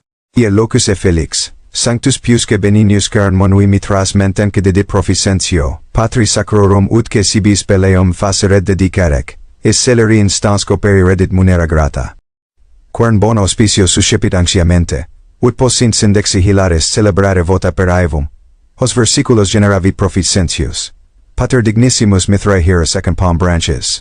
Shown. This place is fortunate, sacred, devout, and propitious. It was recommended by Mithras, who gave inspiration to Proficentius, the father of the mysteries, to make for himself a cave and to dedicate it. Insisting on rapid work, he fulfilled a pleasant task, which he undertook under good auspices and with a careful mind that the Syndexi might celebrate their vows with joy for eternity. These verses were written by Proficentius, worthy father of Mithras. The 2 palm fronds on the inscription may be compared with the sun wheel and palm frond, symbols of Sol Invictus, the invincible sun god, on the dedication by a father in the San Clemente Mithraeum. It would be interesting to know if Proficentius is the subject of the sentence Redit Munera Grata, in which case, having been instructed by Mithras in a dream to build this cave cf. Ex visu he has proceeded to acquit himself of this pleasant task, or if the subject is Mithras himself, in which case the god is rewarding Proficentius out of gratitude. Most important, however, is the 7th line of the verse. The Syndexi are the fellow initiates. The word is frequently encountered in the Mithraeum at Dura Europos, and was thus used in the East as well as in the West. We come across it again in a formula handed down by the apologist Firmicus Maternus in the middle of the 4th century AD. MVGTCL Fiucoatier Jas Carbozianda 7 Tatpozayavov, novice of the bull theft, initiate of the proud father. The bull was, of course, stolen by Mithras. As a sign of his pact with the sun god, Mithras gives his right hand to his companion, and the initiate is the imitator of Mithras who, by giving his right hand in accordance with Persian custom, concludes the pact and confirms the oath. The Cancellaria inscription mentions that the initiates with the right hand joyfully celebrate their vows. These vows are not only valid for the period of life on earth, but also for all eternity. 14. The 7 grades of initiation. We come now to the question of the initiate's chances of promotion within the 7 grades. We do not know whether he remained simply a member of the fraternity throughout his life, or whether he could in time rise to higher office. The average follower of Mithras almost certainly did not advance to a higher grade, either because he did not manifest a sufficient sense of dedication to his god, or because he lacked the necessary education, or sometimes perhaps because he lacked the necessary funds to be able to climb the symbolic 7 steps of the ladder which led ultimately to the select grade of Father of Fathers. But he who accumulated sufficient theological knowledge and acquired an insight into the astronomical and astrological theories of the Mithraic cult, in short, he who fulfilled certain requirements, could gain successively the titles of Raven, Bride, Soldier Miles, Lion, Persian, Courier of the Sun and Father. Numerous inscriptions and discoveries in both East and West confirm this information as recorded by the Church Father Hieronymus, and show that the sequence of the 7 grades was the same throughout the whole extent of the Roman Empire. The Greek language plays a dominant part in the names of the 7 grades as well as in the ritual language, and the name Persian is a reminder of the cult's foreign origin. The names Raven and Lion go back to customs of a much earlier period. Parallels are found throughout antiquity, and also among present-day primitive tribes. The posses, soars of these grades dressed the part and were often portrayed as such, though not in the lively manner described by Pseudo-Augustine, who says that some flap their wings like birds and imitate the crowing of a raven, whilst others roar like lions. 2 inscriptions from Rome, the first dated AD 358, the second AD 362, record one additional title, that of Criphius or Criphius. Both these inscriptions mention that, as Patres Nonius Victor Olympius and Aurelius Victor Ogentius initiated several members of the community into special grades, these fathers Ostenderant Kryphios and Tradiderant Kryphios. These two texts from Rome are so far unique, and have given rise to considerable speculation about the Kryphii. Many interpretations have been offered varying from the suggestion that they refer to a grade called vulture, to a supposed origin in the word hidden kpivios Latin nymphus. The first explanation is grammatically impossible, but the second has in its favor the evidence of a painting at Santa Prisca where the nymphess is seen wearing a bridal veil during the mystical marriage with Mithras. In a recent article, Professor C.W. Vulgraf has thrown new light on this question by making a firm distinction between the nymphi and the kriju. The nymphi are the brides of Mithras, the kryphi are the hidden ones, not secret members of the community, but youths who, like the Spartan KPVTTOL, have not yet been received as official members into the clan or cult, the hidden ones who have not appeared in the full light of the public eye. They are the eamses who embody the future aspirations of the community. In a solemn ceremony, the fathers of the community introduce the hope of the future to Mithras. Inscriptions from the same period prove that these kryphii were sometimes of extreme youth, even small children being initiated in the mysteries. Porphyry tells us that the three lowest grades were attendants while the higher grades were the true participants, and that clearly these participants were meant to take a full part in the sacred meal, while the lower grades acted merely as servants. But the archaeological evidence does not bear this out. On an altar from Petau in Yugoslavia, Mithras and Sol are seen standing on either side of an altar. They are holding up a spit with small pieces of meat skewered onto it, at which the raven is about to peck. Since the raven is imitated by the Korax in the mysteries, he must as such participate in the meal. On a painting at Dura Europos, the raven offers a spit with small pieces of meat to Sol and Mithras, who are in this case both present at the meal. Here the raven is the true attendant as portrayed on the conjuga relief, and on the paintings of the sacred meal on the left wall of the Santa Prisca Mithraeum. Thus we may conclude that the raven is preeminently the attendant but that he can also be a participant. The reverse holds for true participants. In the paintings at Santa Prisca on the under, as well as the upper layer lions, are almost exclusively depicted, walking in procession, bearing gifts to Mithras and therefore acting as attendants. This concept is borne out by an inscription from a sanctuary at the foot of the Aventine dedicated Epeas KCU 7 Rar, Bevovoros, OVV Aros V7 Artepuredeov. The attendants include lions, as is proved by a second inscription from the same sanctuary. This procedure is paralleled in the Roman Catholic Church where a priest sometimes performs the function of deacon or subdeacon, just as everyone baptized from the age of 7 onward is termed Fierexkov. We have been able to gain a deeper insight into the Mithraic cult from recent discoveries, particularly at Ostia and Santa Prisca, which have yielded most valuable material. At Ostia the heraldic emblems of all the grades are picked out in mosaic, and at Santa Prisca the grade-bearers are portrayed with their attributes. We have to consider this documentation together with the scanty literary evidence at our disposal. Korax, the raven. In the legend of the bull slaying the raven has the role of the messenger who comes to entrust Mithras with his mission. He takes the place as it were of Mercury, the messenger of the gods, and bears as his emblem the caduceus, the magic staff of Hermes Mercury. On the Ostia mosaic a cup has been added, and although in the Santa Prisca version the raven in the procession of the 7 grades has unfortunately been lost, beside its place can still be read the words, Nama Caracibus tutela Mercurii, hail to the ravens under the protection of Mercury. The raven symbolizes the air, and at the initiation he must, eye for eye, have undergone certain rituals relating to this element. Rituals which are called Corvina, or Korodna Sacra, and which qualify the initiate as a lepos kopag, or divine raven. We sometimes find this adjective sanctus used in connection with other grades too, but particularly with the pater, the father or head of the community. When attending a service, the raven wears a raven mask, nymphus, the bride. On the Santa Prisca mural the nymphus is shown wearing a bridal veil and according to the dipinto above the figure, he is placed under the protection of the planet Venus. It is therefore somewhat difficult to know whether in the Mithraeum del Pareti dipinta at Ostia, the painted figure holding a mirror represents Aphrodite or the nymphus himself. In one Mithraeum at Dura Europos, there are as many as 16 nymphae. This male bride is joined to Mithras in a mystical marriage by the father, but evidently such a symbolic marriage with the god does not necessarily preclude a civil marriage. At the initiation the Selkutans or Iunctio Dextrorum, the clasping of the right hand is a pledge of fidelity and, 142, alliance plays an important part.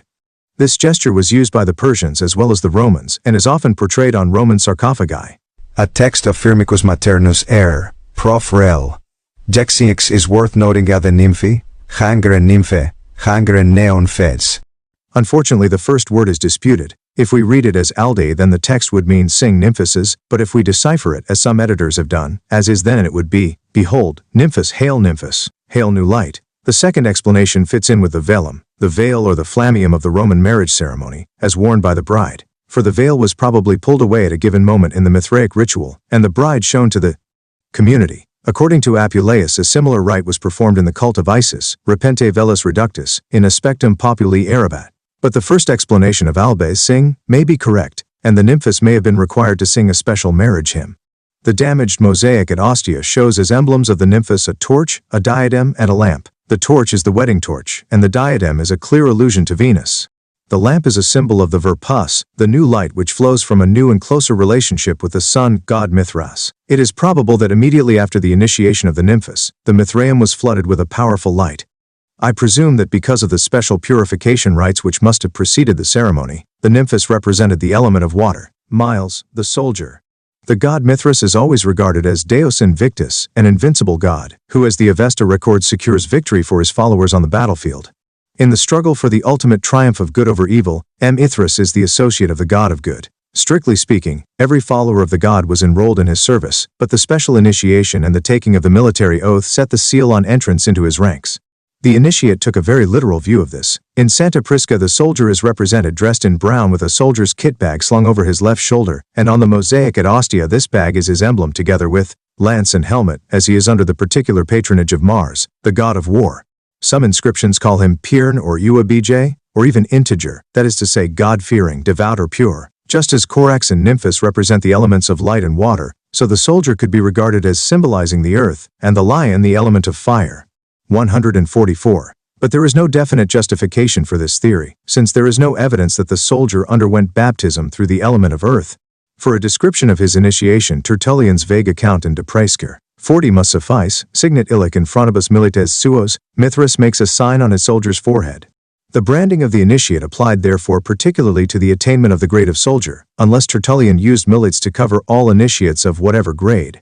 Elsewhere Tertullian describes the initiation of the soldier, when he is being initiated in the cave, truly a camp of darkness. A wreath offered to him on the point of his sword, and then placed on his head must be pushed off the head with the flat of his hand, and then laid on his shoulder with the words that Mithras alone is his wreath.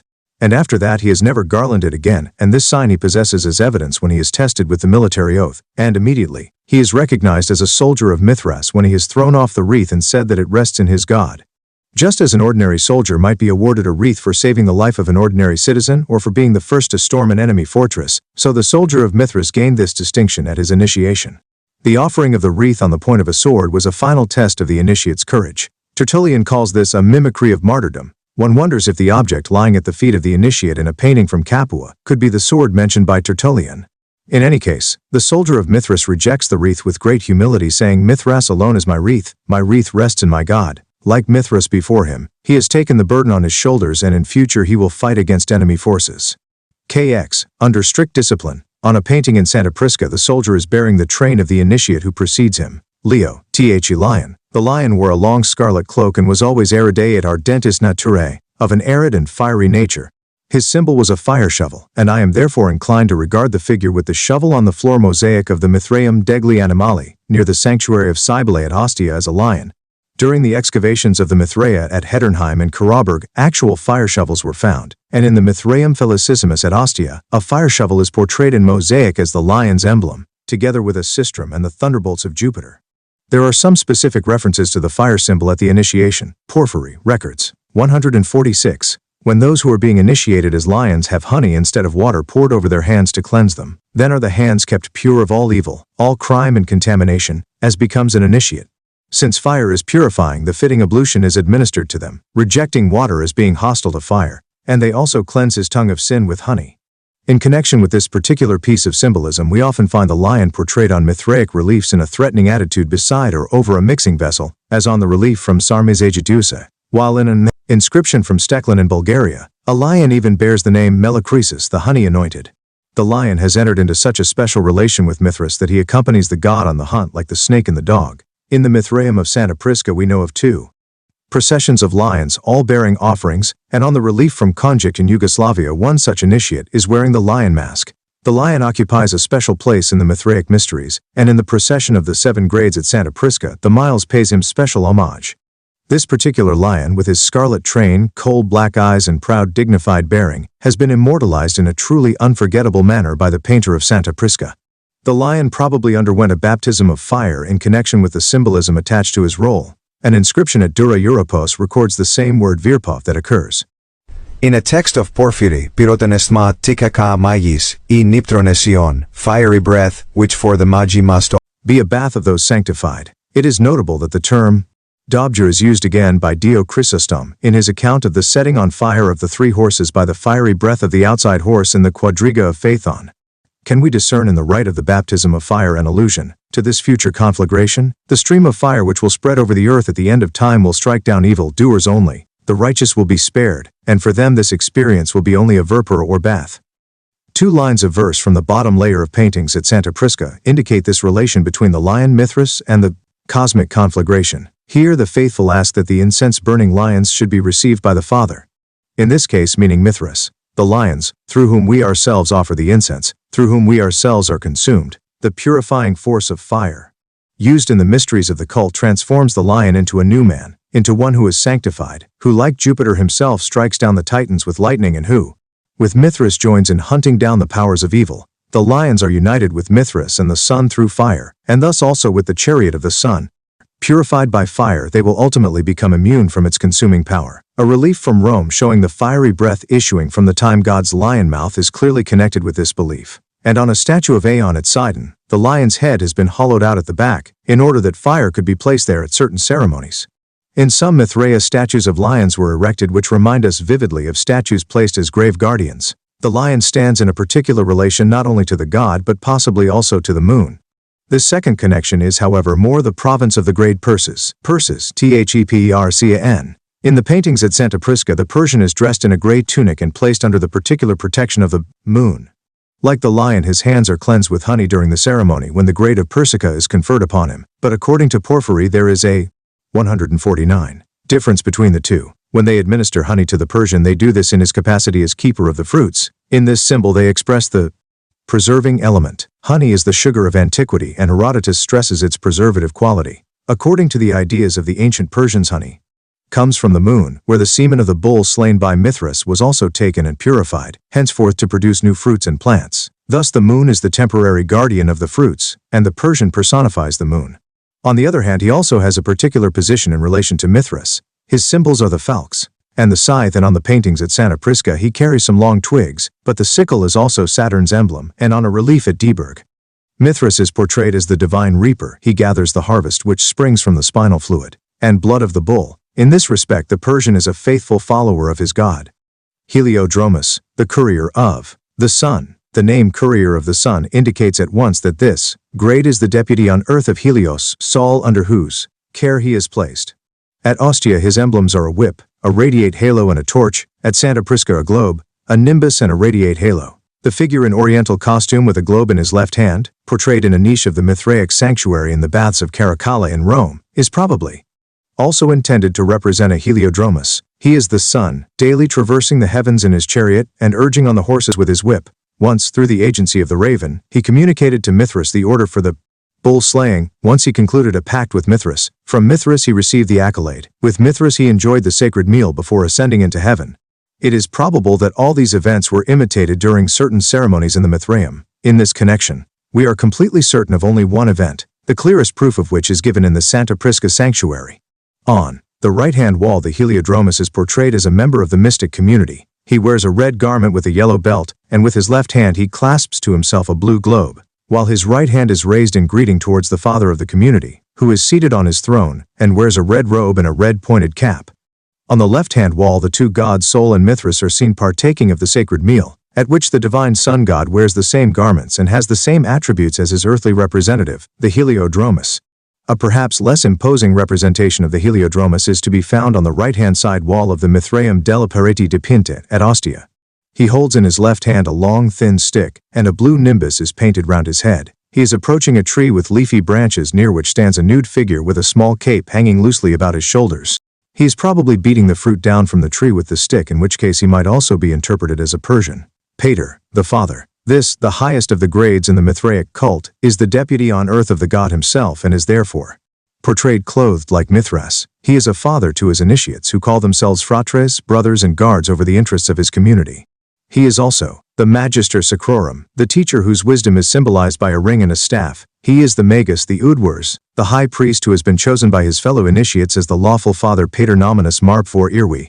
to BO at the mysteries, and as such he carries the responsibility for dispensing initiation to the different grades and for accepting new members. At Durirapos we encounter Indrinarpos, possibly a preliminary grade to that of Father, while in Rome there are the Pater Sacrorum, the Father of the Mysteries, and the Pater Patrum. This Father of Fathers is the Great Shepherd, for an inscription records a Father of the Fathers from amongst the 10 superiors. He is the representative of the Pietas, and hence Pius, Pientissimus or Sanctus, and he is supremely worthy. He has also studied astrology, and no wonder, for the whole of the Mithraic mysteries is steeped in astrological concepts from which stem the doctrine of the 7 grades, which as we have seen were placed under the protection of the 7 planets, the Pater standing under the guardianship of Saturn. Above him at Santa Prisca are these words, Hail all, fathers from east to west, under the protection of Saturn. At Ostia his symbols are the sickle of Saturn, the Phrygian cap of Mithras, and the staff and ring which represent his wisdom. 1-5 Constellations and the Elements. And the earliest hymns of the Avesta, the Gathas, which contain the teachings of Zarathustra pure and unadorned, there are no allusions to astrology, but in the later parts we find the Amisha Spentas, attendant powers of Ahura Mazda, possibly identified with the 7 planets. It was the influence of the Chaldean priests which introduced this concept of the constellations. This doctrine penetrated into the Hellenistic world by so many channels that it is not surprising to find traces of it in the Mithraic cult.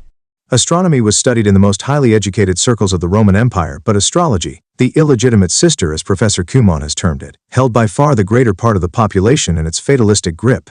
2 inscriptions from Rome erected by prominent Mithraists are a telling proof of the influence of astrology on the cult. The first dates from about AD 382 and was found in the Piazza S. Silvestro, where Aurelian built his great temple to the sun. It was divided into 7 niches, 4 of them square and 3 semicircular. The inscription reads, Olim victoravus caelo devotus et astris, regali sumptu fibea templa locavit. Honc superat pietet nepos, qui nomina vitum esantra fecit. Sumptusque tuos nec Roma requirit. Damna pis meliora lucro quis dicior, illoes quicum caeli colis barcus bona dividiteres. 54. Once aged Victor dedicated to the heavens and the stars with the lavishness of the king, built a temple to Phoebus. His grandson who bears his grandfather's name excels him in piety. He has made a grotto, but Rome does not inquire after your expenses. For personal loss, incurred for a good purpose is counted an advantage to the pious, who then is richer than this thrifty heir, who shares his goods with those who dwell in heaven.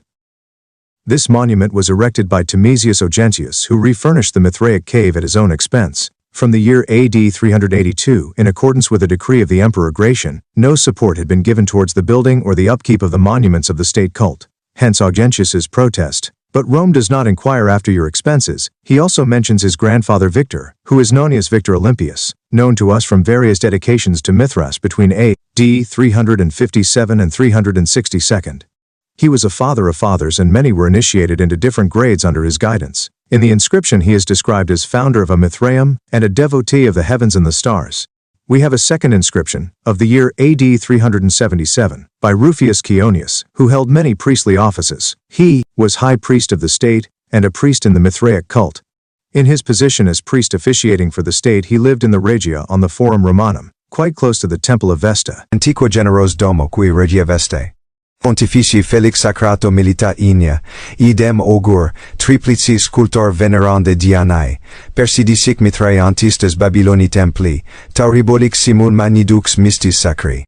Of noble and ancient ancestry, priest of the state, for whom the fortunate Regia, together with Vesta's sacred fire, performed service, also augur and venerable worshipper of triple-formed Diana, and Babylonian priest of Mithras's Persian temple, mystic leader of the great mystery of the Taurobolium.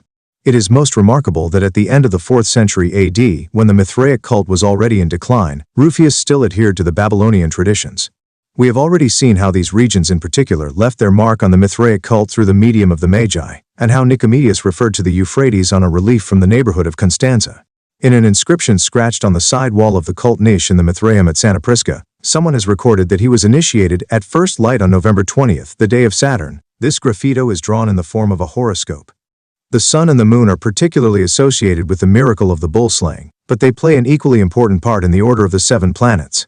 On the edge of a relief at Bologna, the 7 planets are portrayed round Jupiter, who carries a small basket on his head and is therefore identified with Serapis. Similarly, on an inscription discovered in the baths at Caracalla at Rome, Zeus is united in one name with Helios and Serapis. On the Bologna relief, the 7 planets are portrayed in the sequence of the days of the week. This is also the case on the lower edge of a splendid bronze plaque which has recently been discovered at Brigettio in Hungary. But there is one small difference. While at Bologna the week opens with Sunday, at 156, Brigettio Saturn has the most prominent place. However, when the planets act as the protectors of the 7 grades of the Mithraic cult, then the sequence is Saturn, Sol, Luna, Jupiter, Mars, Venus, and Mercury, which could be taken to indicate that it was only at a later date that the planets were directly related to specific grades. According to Celsus, whose opinion has been handed down by his opponent Origen, each planet is connected with a metal, for instance the Sun with gold, and together they form as it were a symbolical ladder of 7 gates. In addition, there is an 8th gateway, representing the sphere within which the planets are contained. In the Mithraeum of the 7 spheres at Ostia, 7 gates are depicted in mosaic on the central floor. They are constructed of semicircles and fill the whole of the central aisle. On the front of the reclining benches we see the planets, and on the borders of the podia the signs of the zodiac. The Mithraeum of Felicissimus portrays the symbols of the 7 grades in mosaic on 7 contiguous panels in the floor of the central aisle. A vase surrounded by twigs is depicted on an 8 panel. This sequence is identical with the one at Santa Prisca. The Mithraeum of the 7 gateways at Ostia is particularly interesting in connection with the theory of Celsus. Immediately behind the entrance to the sanctuary, in black and white mosaic on the central floor, there is a large gateway with pinnacles, flanked on either side by 3 smaller gates. Once again the 7 planets are represented. In all these examples then, we have a progression of gateways through which the soul descended at birth, and through which it returned after death. On its journeys it received or relinquished some attribute from each of the planets. The number 7 played a dominant role in the Mithraic cult, and we sometimes find, on reliefs from the Danube region, 7 cypresses alternating with 7 daggers, on each of which hangs a Phrygian cap. The cult niche at Dura Europos is reached by ascending 7 steps. A crudely sculptured relief, now preserved at Mannheim, shows a row of 7 small altars and an enormous snake turning its head towards a large vessel in the foreground. Beside this vessel is a small altar in front of which stands a priest of Mithras, possibly a father, offering a libation in a crater. The dog, faithful companion of Mithras, is sitting by his side. There is another example on the floor mosaic of the Sanctuary of the 7 gateways at Ostia where a vessel is portrayed with the snake, which appears on this occasion from the rock. On the other side a raven or eagle is perching on a thunderbolt.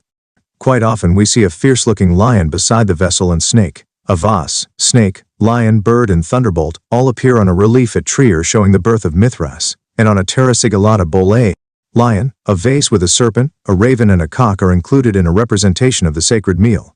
This combination of symbols is probably a portrayal of the 4 elements: water, fire, earth, and air. We know that as long ago as the time of the Persian Magi, the 4 elements were held in profound reverence, and that great care was always taken not to pollute them.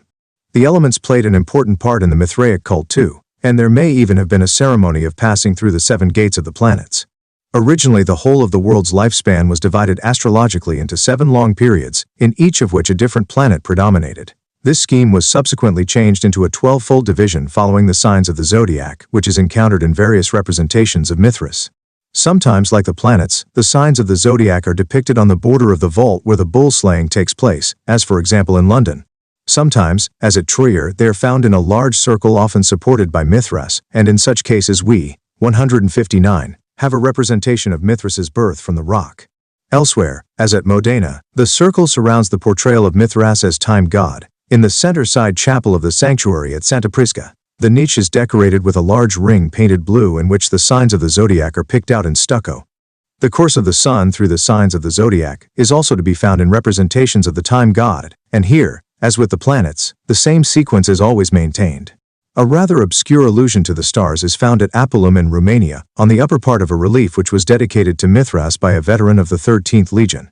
There is a representation of the bull in a boat, and in front the bull in a house on a reduced scale. On the ground are 2 rams and a goat which is jumping up towards one of Mithras's 2 companions, while the other, similarly dressed in oriental attire, stands in front of a couch where Saturn or Jupiter is lying.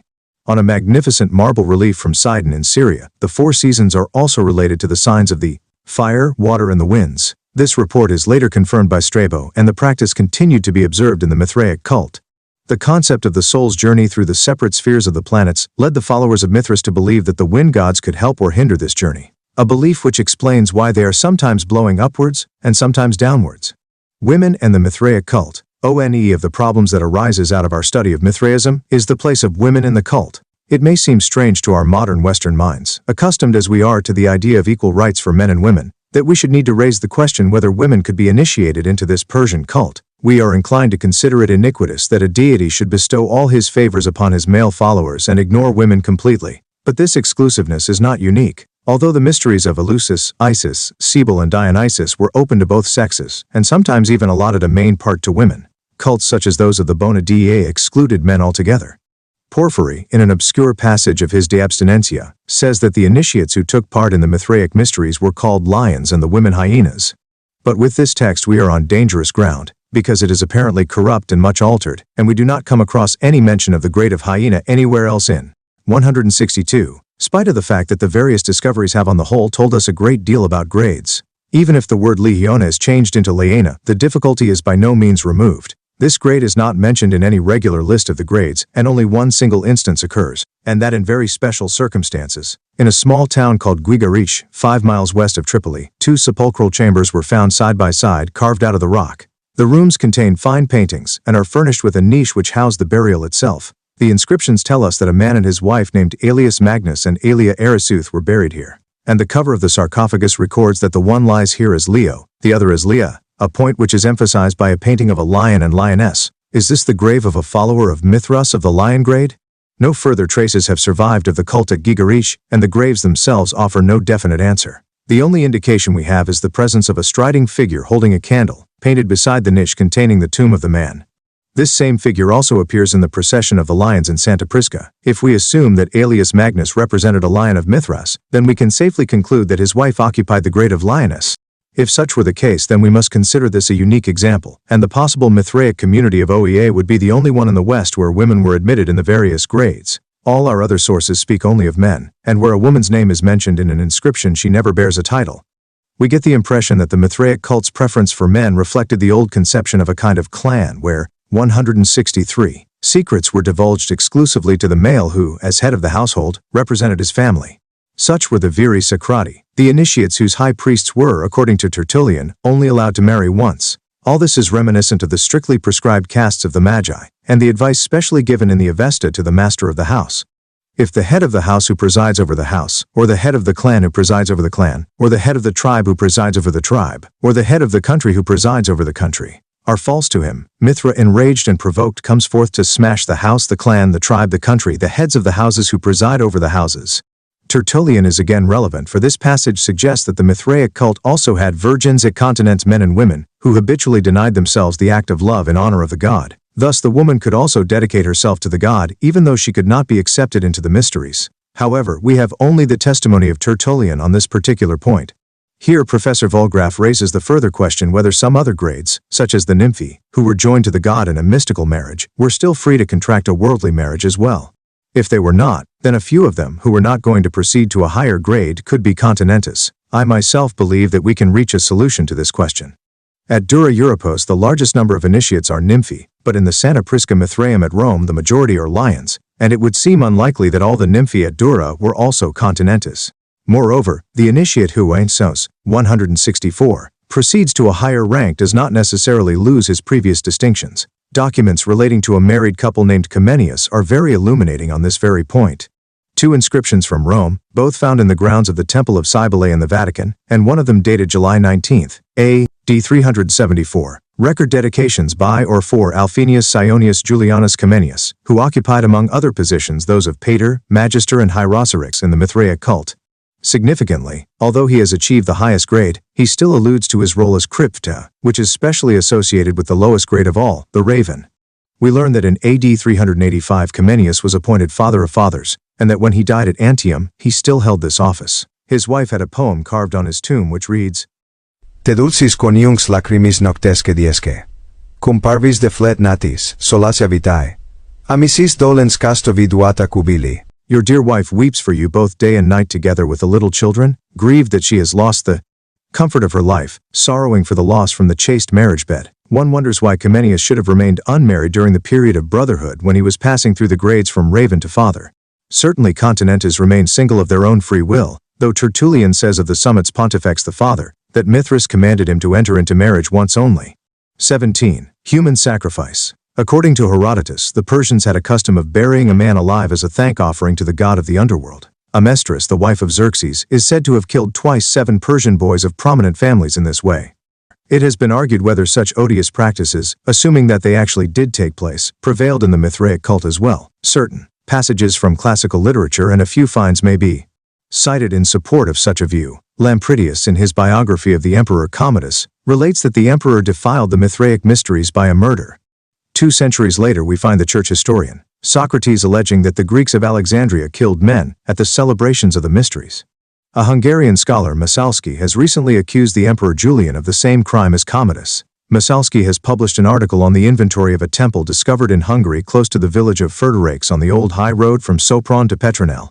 This sanctuary was dedicated to the invincible sun god, of whom Julian was an ardent follower, and besides various reliefs and altars it contained a sarcophagus filled with human bones. The author concludes from these discoveries and some fantastic stories, that the young prince, when passing this way on his expedition against his uncle Constantius, offered a human sacrifice of which the bones remain as proof of his horrible deed. 166. 2 brick troughs which look like sarcophagi were discovered at the entrance of the Spalaeum of San Clemente in Rome, but this find is less revealing than one at Saarburg, where the skeleton of a man between 30 and 40 years old was found at the far end of the Mithraeum lying on a large relief of the Tauroctonos which had been previously destroyed. The skeleton was lying face downwards with its wrists bound behind its back with an iron chain. We may justifiably ask whether we have here a victim of ritual murder. If so, the act would have been committed many centuries after the Emperor Tiberius had officially forbidden the offering of human sacrifices, with special reference to the killing of children in the cult of Saturn in Africa. The Emperor Hadrian also emphatically condemned sacrifice, as we learn from Pallas, an exponent and follower of the Mithraic cult, who strongly emphasized this point, probably in order to counter imputations against the Persian cult. Finally, the prohibition of human sacrifice became part of the civil code. In the case of the Emperor Julian, it seems most improbable that this head of the state would himself have transgressed laws which, according to Pallas, were entirely consistent with his worship of Sol Invictus. If we ascribe a basis of truth to the words of Lampridius, we have to find the Emperor Commodus guilty of the outrage, especially as we read in the same text that the Mithraic cult was accustomed to make reference to or simulate such a thing merely to instill fear. This practice, which seems to be corroborated by the paintings at Capua, may be a relic of ritual human sacrifice, which may have taken place in the East before being abolished when the cult spread to the West. We must not forget that the Greeks and the Romans considered human sacrifices to be base and horrible, and that the most effective way of attacking a rival cult was to accuse it of this very crime.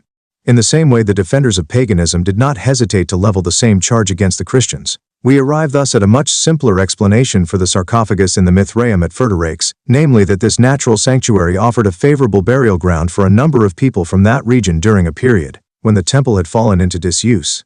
As to the discovery at Saarburg, it seems clear that the skeleton was put there after the violent destruction of this pagan cult place. The victim was probably murdered out of vengeance and the corpse, according to ancient Persian belief, placed in the sanctuary to desecrate it and make it unclean. Such seems to have been the intention of the murderers. 18. Liturgical hymns. Herodotus, the father of history, has described a Persian sacrifice in which the person making the offering is supposed to pray for benefits not for himself alone, but for all Persians. The sacrificed animal is cut up and the meat is arranged on a bed of fresh grass and clover. When he has made the proper arrangements, the magus steps closer and sings the Theogony, the Genesis of the gods. The geographer Strabo, who lived several centuries later, repeatedly asserts that the Magi's hymns were still 768, sung during offerings, and the archaeologically minded Pausanias observed offerings being made to the Iranian gods in Lydian temples, accompanied by barbaric invocations which are unintelligible to the Greek. Herodotus's reference to a theogony recalls part of the Avesta, but only archaeological evidence may be cited in support of the proposition that Mithras used a hymn which was already being sung in the time of Zarathustra and the Magi. Excavations of the Dieburg Mithraeum in 1926 brought to light a unique relief, dedicated by the 2 brothers Silvestrius Silvinus and Silvestrius Perpetus and a grandson Silvinius Aurelius, with an inscription stating that Perpetus was a cobbler and Silvinus a sculptor. Silvinus decorated the front and the back of the relief with fine carvings, and the stone was mounted on a pivot so that either side could be displayed during the service. It is with the subjects depicted on the back of the relief that we are principally concerned. The heads of the wind gods are represented in the 4 corners, and the story of Phaethon is shown enclosed in a circle, a symbol of the celestial vault. The youth Phaethon, whose name signifies the Shining One, comes to ask his father Helios to allow him to drive the sun chariot for just one day. Helios, sitting on a throne placed in front of the entrance to his palace, grants Phaethon's request, and 4 youths, speedy wind gods, lead out the 4 horses of Helios's quadriga in different directions. 4 women, possibly personifications of the seasons, surround the throne, and at the base of the relief we see Oceanus, a goddess with a jar to represent the element of water, and another with a horn of plenty to represent the earth. Cumont has given a most ingenious explanation of the Mithraic significance of this myth, which, not Sir. 169, prizingly is also represented in Nero's Palace of the Sun at Rome. According to the poet Nonnus, writing at the end of the 4th century AD, Mithras was the Assyrian, Phaethon. In Persia and elsewhere he refers to Mithras and Phaethon in the same breath. Nor was he the first to note the connection, for the orator Dio Chrysostom quotes a hymn supposedly sung by the Magi in Secret Mysteries. This hymn brings out the relationship with Phaethon, whom Zeus struck with a thunderbolt in order to prevent the complete destruction of the earth by fire.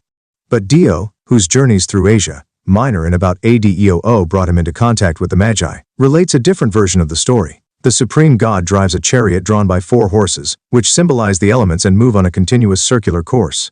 The outside horse is the swiftest, and represents fire itself. The second gallops less speedily and symbolizes the air. The third symbolizes water and the fourth revolves like the earth on its own axis, while the other 3 move around it. This circular course was kept for a considerable time until at a given moment the breath of the furthest horse set fire to the other animals. The earth horse's hair, which represented vegetation, burst into flames, the team of horses perished, and the fire-raising horse was reunited with the charioteer. It is as if an artist had created the horses in wax, and subsequently melted them down in order to create one single new shape out of all this material. The moment when the outermost horse sets fire to the hair of the earth horse may be compared with Phaethon's unhappy adventure, when a similar disaster is brought about by the horse representing water, drops of whose sweat cause the flood. But both disasters are previews of the ultimate end of the world, and the followers of Plato and the Stoa interpreted the inexperienced youthful charioteer Phaethon as a harbinger of the future, of the wondrous conflagration. The term Odpua used by Dio for the firehorse is found in the Mithraeum at Dura Europos, and there is also a possible allusion to the final conflagration in the Santa Prisca Mithraeum, where one line of verse records that the faithful will be consumed by the lions who burn incense and symbolize fire. The Dieberg relief proves then that the Mithraists believed that their god contrived the conflagration, and in this belief they were following the Magi of Asia Minor who identified Mithras with Phaethon as early as the Hellenistic period. L9. New text from Santa Prisca. It will be recalled that about AD 200, the members of the Mithraic sanctuary on the Aventine renovated and enlarged their temple, and in so doing covered the original paintings with a layer of stucco and painted new frescoes over them. At the end of the 4th century AD, the Christians wrecked the sanctuary and partially destroyed the paintings, which still show the sharp slashes of their axes, particularly on the left-hand wall. Ironically, however, it is thanks to this outrage that we are now able to read some of the underlying texts. When the paintings were first exposed during the excavations, some letters became faintly visible through the top layer. As work progressed, these letters became words, and after careful removal of the top layer and patient examination, they proved to be lines of verse. Such documentation is of extreme rarity since there is an almost entire absence of any other contemporary writings on Mithraic ritual. Only a partial summary can be made here of some of the lines, but a more detailed account of the complete material will be given in the forthcoming publication of the Dutch excavations in the sanctuary. All the lines of the text are in metrical form, mostly in hexameters or pentameters, but in a few cases an iambic scenarius is used. The texts were painted at comparatively regular distances from each other, if at times somewhat roughly aligned, and the letters are of equal height.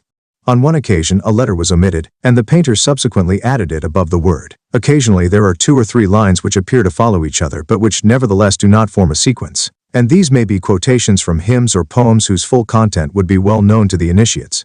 It is also possible that only the initial lines of the hymns were recorded, but proof is naturally difficult, and a single line could be an odd quotation, or it could be specially composed for this sanctuary. Some texts give general directions for a way of life, others set out the teachings or the deeds of the god. Like the Stoic philosophy, the Mithraic cult had much to say on the subject of the practical and everyday problems of coexistence. These are the circumstances in which men need support, and the cult of Mithras had to provide such guidance. Nubila per ritum ducatus tempora cunctu. Together you must sustain clouded times through service, mutual aid, the alleviation of the distress of others, observation of humanitarian principles as becomes brethren in one and the same service, the whole peritum through the service of the cult with its manifold and rich symbolism. The gravity of life is brought into prominence. Dulcia sunt jicata avium sed cura gubernat. Sweet are the livers of birds, but pain governs. Chicken livers can still be found on the menu of an Italian trattoria today. They count as a great delicacy and add much to the pleasures of a good meal. But amid these ephemeral delights are the cares and troubles of this life, or as Horace expressed it, post equitem sedet atra cura greater than behind the writer sits black care. The cult itself was austere and simple. Its sanctuaries never developed into great temples, they never became luxurious and were never adorned with great pomp and splendor. The follower of Mithras, even if he were of substantial means in his private life, donned simple clothes as a member of the cult, and endeavored first and foremost to perfect himself as a human being, and to prepare himself for the life hereafter. It is probably this attitude which is at the root of the following line, Primus et he aries restrictius ordine currit. Here also the ram walks in front, strictly in line. The flock led by the ram represents the community guided by the Father, and he walks strictly in line. The word ordo means line or file, and the expression in ordine currere means to walk in line, a disposition which at once calls to mind milites, soldiers in a campaign led by their officers. In the cult, Mithras fills the post of supreme commander. The word currere actually means to run, but it is counterbalanced by restrictius, more restricted. Moderation and self-control are the distinction of all Mithras's soldiers, both high and low. Beside the quotations which have just been noted, there are some further lines of verse which give the impression of coming from formal hymns. One such is as follows. Fecunda tellus cunctaquo generat Pales, the fertile land where Pales creates all. Here, as with the offering of the Sua Veterilia, we enter the domain of Roman state religion. Pales is an ancient Roman goddess whose name has been connected with the Palatine Hill, the original site of the Urbs Aeterna, as recent archaeological discoveries have confirmed. The Palilia or Perilia were celebrated on April 21st in honor of Pales, and this day is still held to be the anniversary of the foundation of Rome. Ovid describes at length the ancient rites which were still being celebrated in his own day. After describing the invocation to the goddess, the poet relates the customs observed at the festival and the methods of purification. On the eve of the celebrations, the sheep in their pens had to be cleansed, and the pens were decorated with greenery and fumigated with sulfur. On the day itself, the statue of the goddess was sprinkled with lukewarm milk. Prayers were addressed to her as she who nourishes, and the first request was for forgiveness of transgressions, followed by others for health and prosperity for men and cattle alike. May hostile hunger be absent, may there be herbs and grasses in plenty. This prayer had to be intoned 4 times while facing the east. Then the suppliant leapt over a blazing fire and was cleansed with water. Ovid gives various explanations of these customs, including a suggested connection of this purification by fire and water with Phaethon and Deucalion, that is with the first conflagration and the Great Flood. The rites of Pales, goddess of fertility, could be adopted into the Mithraic cult in the same way as the Sua Veterilia. Pales, like Mithras, gave fertility to the world. The purification by fire and water, the comparison with Phaethon, would all facilitate this process. And so we see the Mithraists celebrating the Pales festival in their temples in their own particular way. 175. The line just quoted stands at the head of the inscriptions on the wall of the Aventine Chapel. It is tempting to regard these lines as running in sequence and offering a reflection on the course of the world. The 2 last lines, painted on the extreme right of the same wall, read as follows. Asti dpe thuricremos pater accipe sancte leones. Receive, Father Holy One, receive the incense-bearing lions. Per quos thuridamus per quos consumimur ipsi, through whom we offer incense, through whom we ourselves are consumed. The Father of the Sanctuary, Mithras's deputy, who is described as sanctus, holy, sacred, is invoked to receive or accept into his cult a group of people who call themselves lions. The lions were, as we have seen, an important grade in the Mithraic cult, and in the Temple of Santa Prisca especially. A number of them have been portrayed, symbolizing the element of fire, burning incense and bringing the burnt offering to Mithras. We are forcefully reminded of the relief from Ergoli, where the Magi who present the burnt offering keep their mouths covered in order not to contaminate the fire with their breath. The quos of the second quotation are then the leones through whom the other initiates offer incense and through whom the community is consumed by fire. When at the end of time all are engulfed in the universal conflagration and so purified, the righteous and just will be reunited with the eternal light, the lux perpetua, the sun Mithras. Just as incense burns with a propitious aroma, so will mankind, acting the part of the 176, incense and the candles compare the lion-bearing candles on p49, be consumed and attain the aroma of sanctity. This whole idea is clearly influenced by Stoic thought, which regarded the return to the light as a termination of the burdens of life, and it is not surprising that the Mithraists erected in Athens a sculpture to the Stoic Chrysippus. These heavy burdens, how brilliantly the labors of Heracles have been described by Festugier in his book, Ascente. Zeus and Eurystheus, who acted under his instructions, did not lightly spare this son of a god. He is pi omicron lambda pi lambda, he who has endured much. Like Odysseus, he became what he was through his own unaided efforts. He became an unforgettable hero, a shining example to men. Heracles united in himself Movos. And Aios Héraclès les symbolisait l'une et l'autre. Héraclès n'est pas un savant. Il n'est pas instruit dans les livres. Il n'eut pour maîtresse que la douleur Hermabéjatos. Mais il s'est conquis lui-même, il a surmonté son destin. Il le domine, il se domine, voilà le héros et le sage. To endure these heavy burdens the Stoic philosophers and Epicurus tell us that to practice virtue is to be good. Mithras dragged the bull back to the cave and thus accomplished the salvation of men. Et nos servasti eternali sanguine fuso. Us too you have saved by shedding blood which grants eternity. The soldier, who has entered Mithras's service, after taking the oath, carries the heavy pack on his back during the long march through life. He undergoes acts of sheer drudgery. In following the god and acting in his service he follows him. M177. Who humoris portavit juvencum, bore the young bull on his shoulders, but all these ordeals lead eventually to deliverance. La heros est un just et cependant il souffre. Mais cette épreuve porte fruit. The term militia, military service, is common in Stoic writings, and in many cults of Hellenistic origin. The initiation ceremony recruits into the cohorts of the particular god or goddess believers, who offer themselves as a kind of voluntary slave to the deity of their choice, often only after receiving a divine summons. The high priest of the cult of Isis, who not without reason is called Mithras, speaks to Lucius Apuleius, Metamorphoses, she. You are now received into the protection of Fortune, but Fortune who can see and who with the splendor of her light illuminates even the other gods. Now put on a more cheerful countenance, appropriate to this white garment of yours. Join the following of the goddess your deliverer with triumphant step. Let the irreligious see, let them see and recognize their error, saying, Took how Lucius, freed from his former miseries and rejoicing in the providence of great Isis, triumphs over his ill fortune. But that you may be safer and better protected, enroll your name in this holy militia in whose allegiance you will hereafter rejoice, and now dedicate yourself to the service of our religion and voluntarily submit to the yoke of its ministry. For when you have begun to serve the goddess you will then even more appreciate the fruits of your liberty. The same spirit prevails in this line from the Aventine.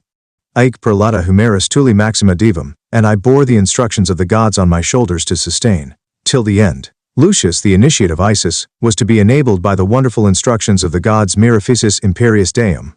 New text from Santa Prisca, Apuleius, she, 29, to behold and experience the pleasure of the supreme god Osiris, the Maximorum Regnator, the ruler of the Most High. Equally the follower of Mithras was to be admitted into Mithras's fierce light when, like Heracles or Mithras himself, he had ultimately carried out the mission entrusted to him by his God. Thus Christ bore the cross up to Calvary and said, Take my yoke upon you and learn of me, for I am meek and lowly in heart, and ye shall find rest unto your souls, for my yoke is easy, and my burden is light. And Paul, pursuing this image, wrote, As you once dedicated your members to the service of vice and lawlessness, so now dedicate them to the service of righteousness, that means consecration.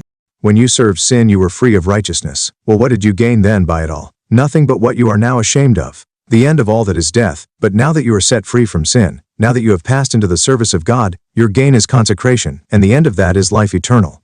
Sin's wage is death, but God's gift is life eternal in Christ Jesus our Lord. Finally, there is one more line to be discussed. It relates to the initiation of the lions and is written on the right-hand wall of the temple. Nama leonpus novis et multis ants. Hail, lions for new and many years. The word nama is of Persian origin and is repeatedly found in Mithraic inscriptions. It means, hail.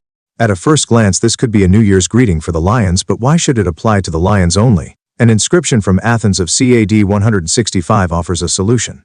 This inscription was found in a large room divided into 3 aisles by 179, 2 rows of columns. The east side contained an apse in which a number of altars and sculptures were found.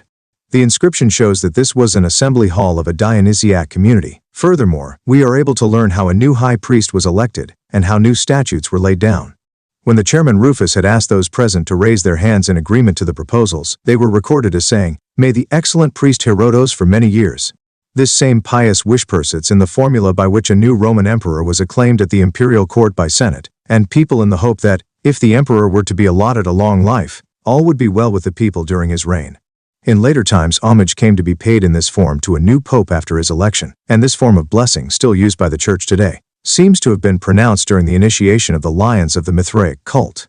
Thus we find ourselves back again in the Mithraeum of Santa Prisca, where, on the bottom layer of the right-hand wall, we find this very prayer together with the procession of lions bringing offerings for their initiatory celebrations. 20. Offerings and artists. Mithras in The great diversity of the followers of the Mithras cult is clearly revealed in the variation in the temples themselves, and in the numerous gifts which were offered to the tutelary deity. Hidden in the mountains of the Italian Alps, southern France and Yugoslavia are a few simple sanctuaries where the standard cult scenes were carved in the living rock. High up in the mountains 25 miles northwest of the Romanian Black Sea town of Constanța, a natural grotto was fitted out as a Mithraeum with, next to primitive altars, a magnificent relief executed by the artist Nicomedes and presented by a senior tax official. At Ostia, the Athenian sculptor Creton created a wonderful group with Mithras as bull slayer, portrayed in the full grandeur of the Greek style. At Leptis Magna in Tripolitania, the torchbearers were executed in marble by one Aristeus Antiochus, while at Merida in Spain, a certain Demetrius created a most original sculpture of Mithras standing with a dolphin at his feet.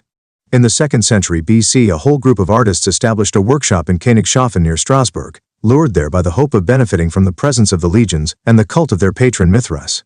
This school did not confine its products to the Mithraea of Königshofen and Mackwiller, for its distinctive statuary is encountered throughout the surrounding districts. The painted Mithraea in Rome and Ostia are the most renowned, but temple paintings have been found in Capua and even at Dura on the Euphrates. The Ostia Mithraea are even better known for their mosaics in black and white marble, set in the floor and on the reclining benches, which illustrate symbolically the teachings of Mithras. At Poetovio and Stockstadt, silversmiths were employed to depict the motif of the bull slaying on small silver plates, and gems engraved with representations of Mithras are also known. Santa Prisca had a head of the sun god inlaid with a cut-out halo C plate, 181, opposite PX12, and in this same Mithraeum various artists were employed at different times to adorn the cult niche with stucco work. Germany and Austria are particularly well known for their large snake vases, and only recently a pot from the central Gaulish terra sigillata factories at Lisieux came to light, bearing a representation of the bull slaying. Finally, a small terra sigillata vessel was found at Trier, decorated with a portrayal of the sacred meal. A closer examination of these objects shows that the artist did not always grasp the spirit of the commission, and indeed, as is the case of Creton at Ostia, he sometimes allowed his own personal whim to take complete control. 182.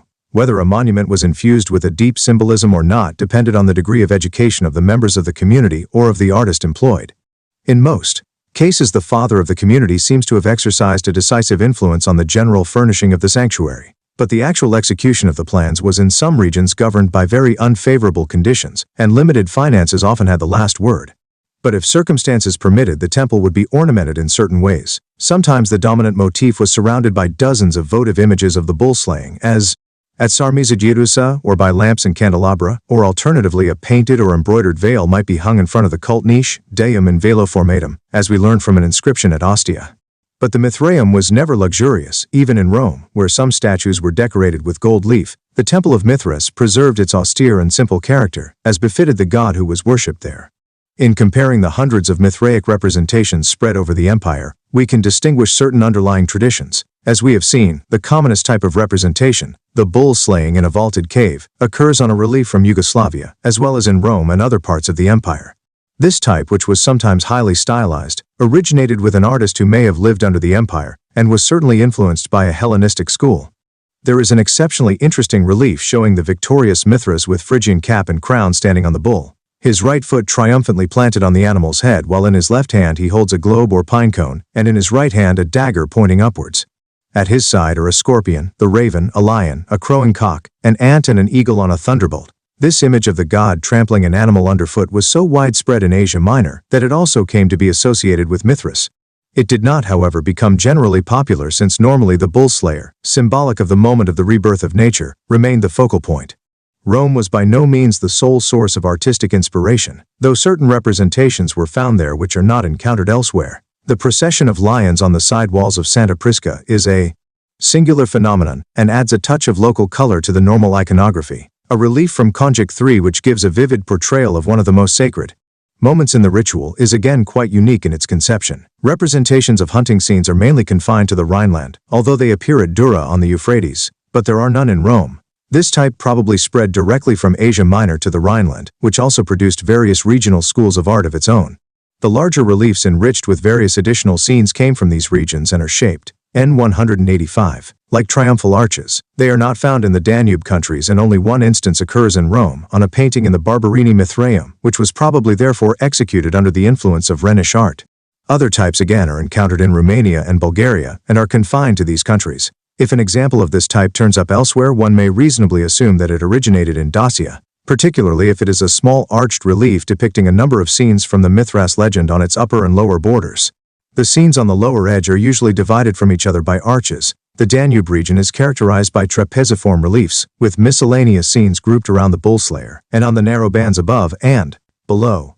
No examples of circular reliefs have been found in Rome, but they are known in Yugoslavia and in Hungary, and in one isolated case in Bulgaria. There was therefore considerable diversity in the type and style of the monument. The artist was given full liberty to work as he wished, on occasion following a completely local tradition, and it is often possible to see that he did not attend too closely to the instructions of his commission, and consequently understood little of the symbolism which his products were intended to portray.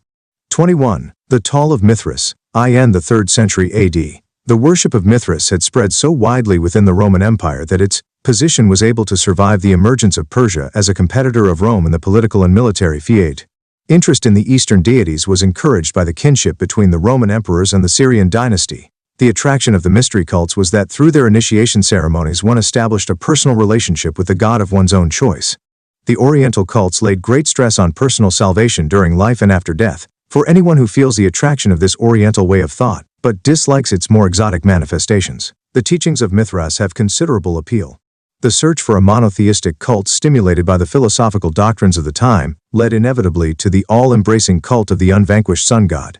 The extent of this sun worship can be seen in the hostility which met the attempt of the young Syrian emperor Heliogabalus in the year A.D. 210 to import a representation of the god Baal from Emesa to Rome. The Romans were still too much attracted to the traditional conception of the sun to be able to accept Baal in the shape of a black stone. Aurelian built a large temple to the sun in the Campus Martius, part of which is now the Piazza San Silvestro. There he worshipped the sun god as the only heavenly, almighty and divine power. It was decreed that every 4 years celebrations were to be held in honor of this new state god, and the cult acquired a priestly college of its own. The anniversary of the sun god's birth was on December 25th. Understandably, the Mithraic cult took advantage of this favor. We have seen how in AD 307 or 308 Diocletian, together with the other imperial rulers, dedicated an altar to Mithras, the benefactor of the empire, during a conference at Carnuntum on the borders of the Roman Empire. The fact that Mithras is mentioned by name distinguishes this dedication from the more general sun cult of Aurelian. The influence of the Mithraic cult was at its height during this period, and for a short time indeed it looked as if it might reign supreme. An attempt was made to accord Mithras the place of honor on the capital. Naturally, it is impossible to tell whether, if its advances had not been stemmed by Christianity, Mithraism could ever have achieved complete dominance. The often quoted opinion of Renan in his book on Marcus Aurelius is too sweeping. Si le christianisme eût été arrêté dans sa croissance par quelque maladie mortelle, le monde eût été mithraiste.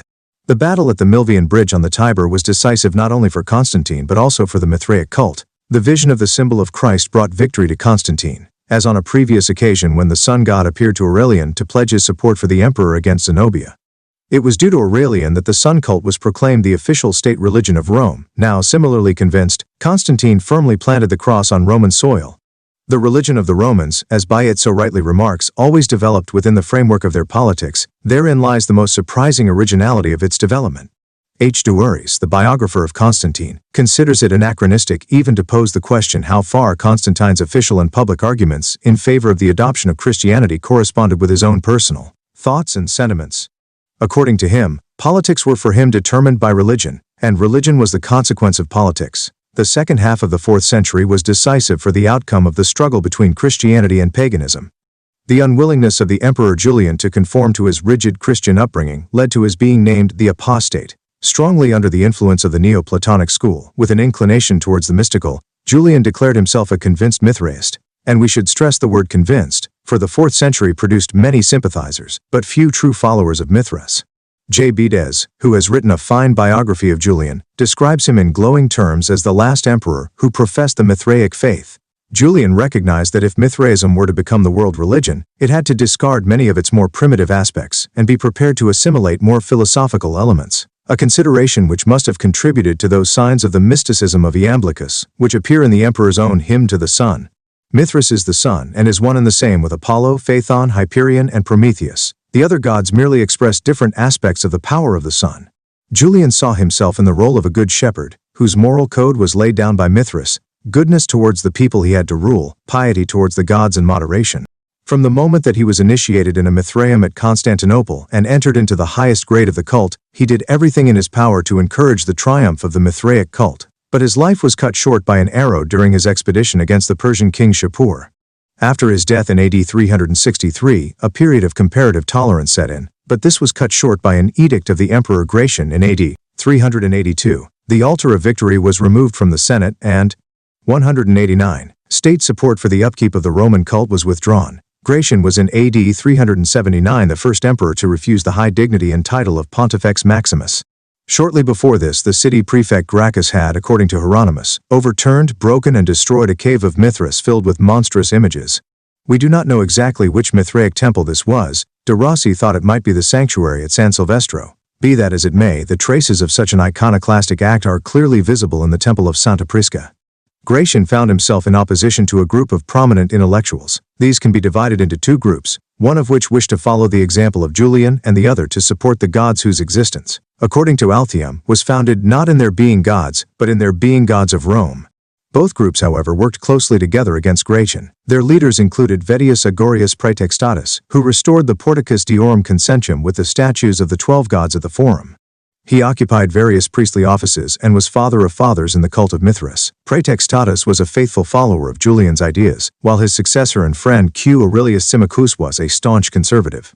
Varius Nicomachus Flavianus, a cousin of Symmachus, who was later to carry on the final struggle, was punished by the emperor in AD 377 because of his support of the Donatists in Africa. Various important inscriptions by Alphenius Sionius Julianus Comenius, a cousin of the emperor Julian, show his faith in Mithras. Included in this circle of aristocrats and scholars was the author Macrobius, who referred to the doctrine of the 190 pagan world in his Saturnalia. Symmachus, an able diplomatist, took upon himself the thankless task of remonstrating with Gratian about his decision. Whereupon Ambrose, bishop of Milan, threatened the young emperor with excommunication. The protagonists, however, were not Gratian and Symmachus but their respective associates Ambrose and Praetextatus, and when the latter died in AD 385 he left his party without a leader. The struggle moved slowly to its close after the accession of Theodosius, when Christians in Syria looted and burned a synagogue, and monks set fire to a temple of the Gnostic Valentinians. Theodosius demanded restitution and punishment. But again Ambrose intervened and Theodosius yielded. However much he struggled for independence, he ultimately became, in the words of Herbert Bloch, the spiritual subject of Ambrose. He was excommunicated after another incident, but at Christmas in the year AD 390, the bishop allowed him to attend communion once more. An edict of February 37, AD 391 forbade all pagan worship in Rome and all visits to pagan temples, and shortly after this a beautiful Serapeum in Alexandria was destroyed. The final edict was issued on November 8 of the following year. All practice of pagan religions, private devotions included, was to be severely punished. But even now the supporters of the opposition refused to admit defeat. Flavianus, who had become the leader of the resistance, declared for Eugenius, who was in the north of Italy preparing for battle against Theodosius. The contest became a question of to be or not to be for the old religion. At first it looked as though the battle by the Frigidus would bring victory to Jupiter.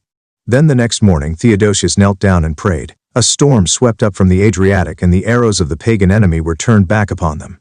Yet again a miracle determined the outcome. Eugenius was murdered and Flavianus committed suicide. For many years the spiritual struggle continued, causing Augustine to write his City of God in order to refute the imputation that the scorn shown to the Roman gods was to blame for the sack of Rome by the Goths. It is possible that the worship of Mithras survived here and there in more isolated regions, but the power of the unvanquished god was shattered. He was conquered by the spirit of the New Age, and his cult perished. It is left to present-day scholarship to solve the mysteries and to seek out those secrets which the god took with him in his eclipse.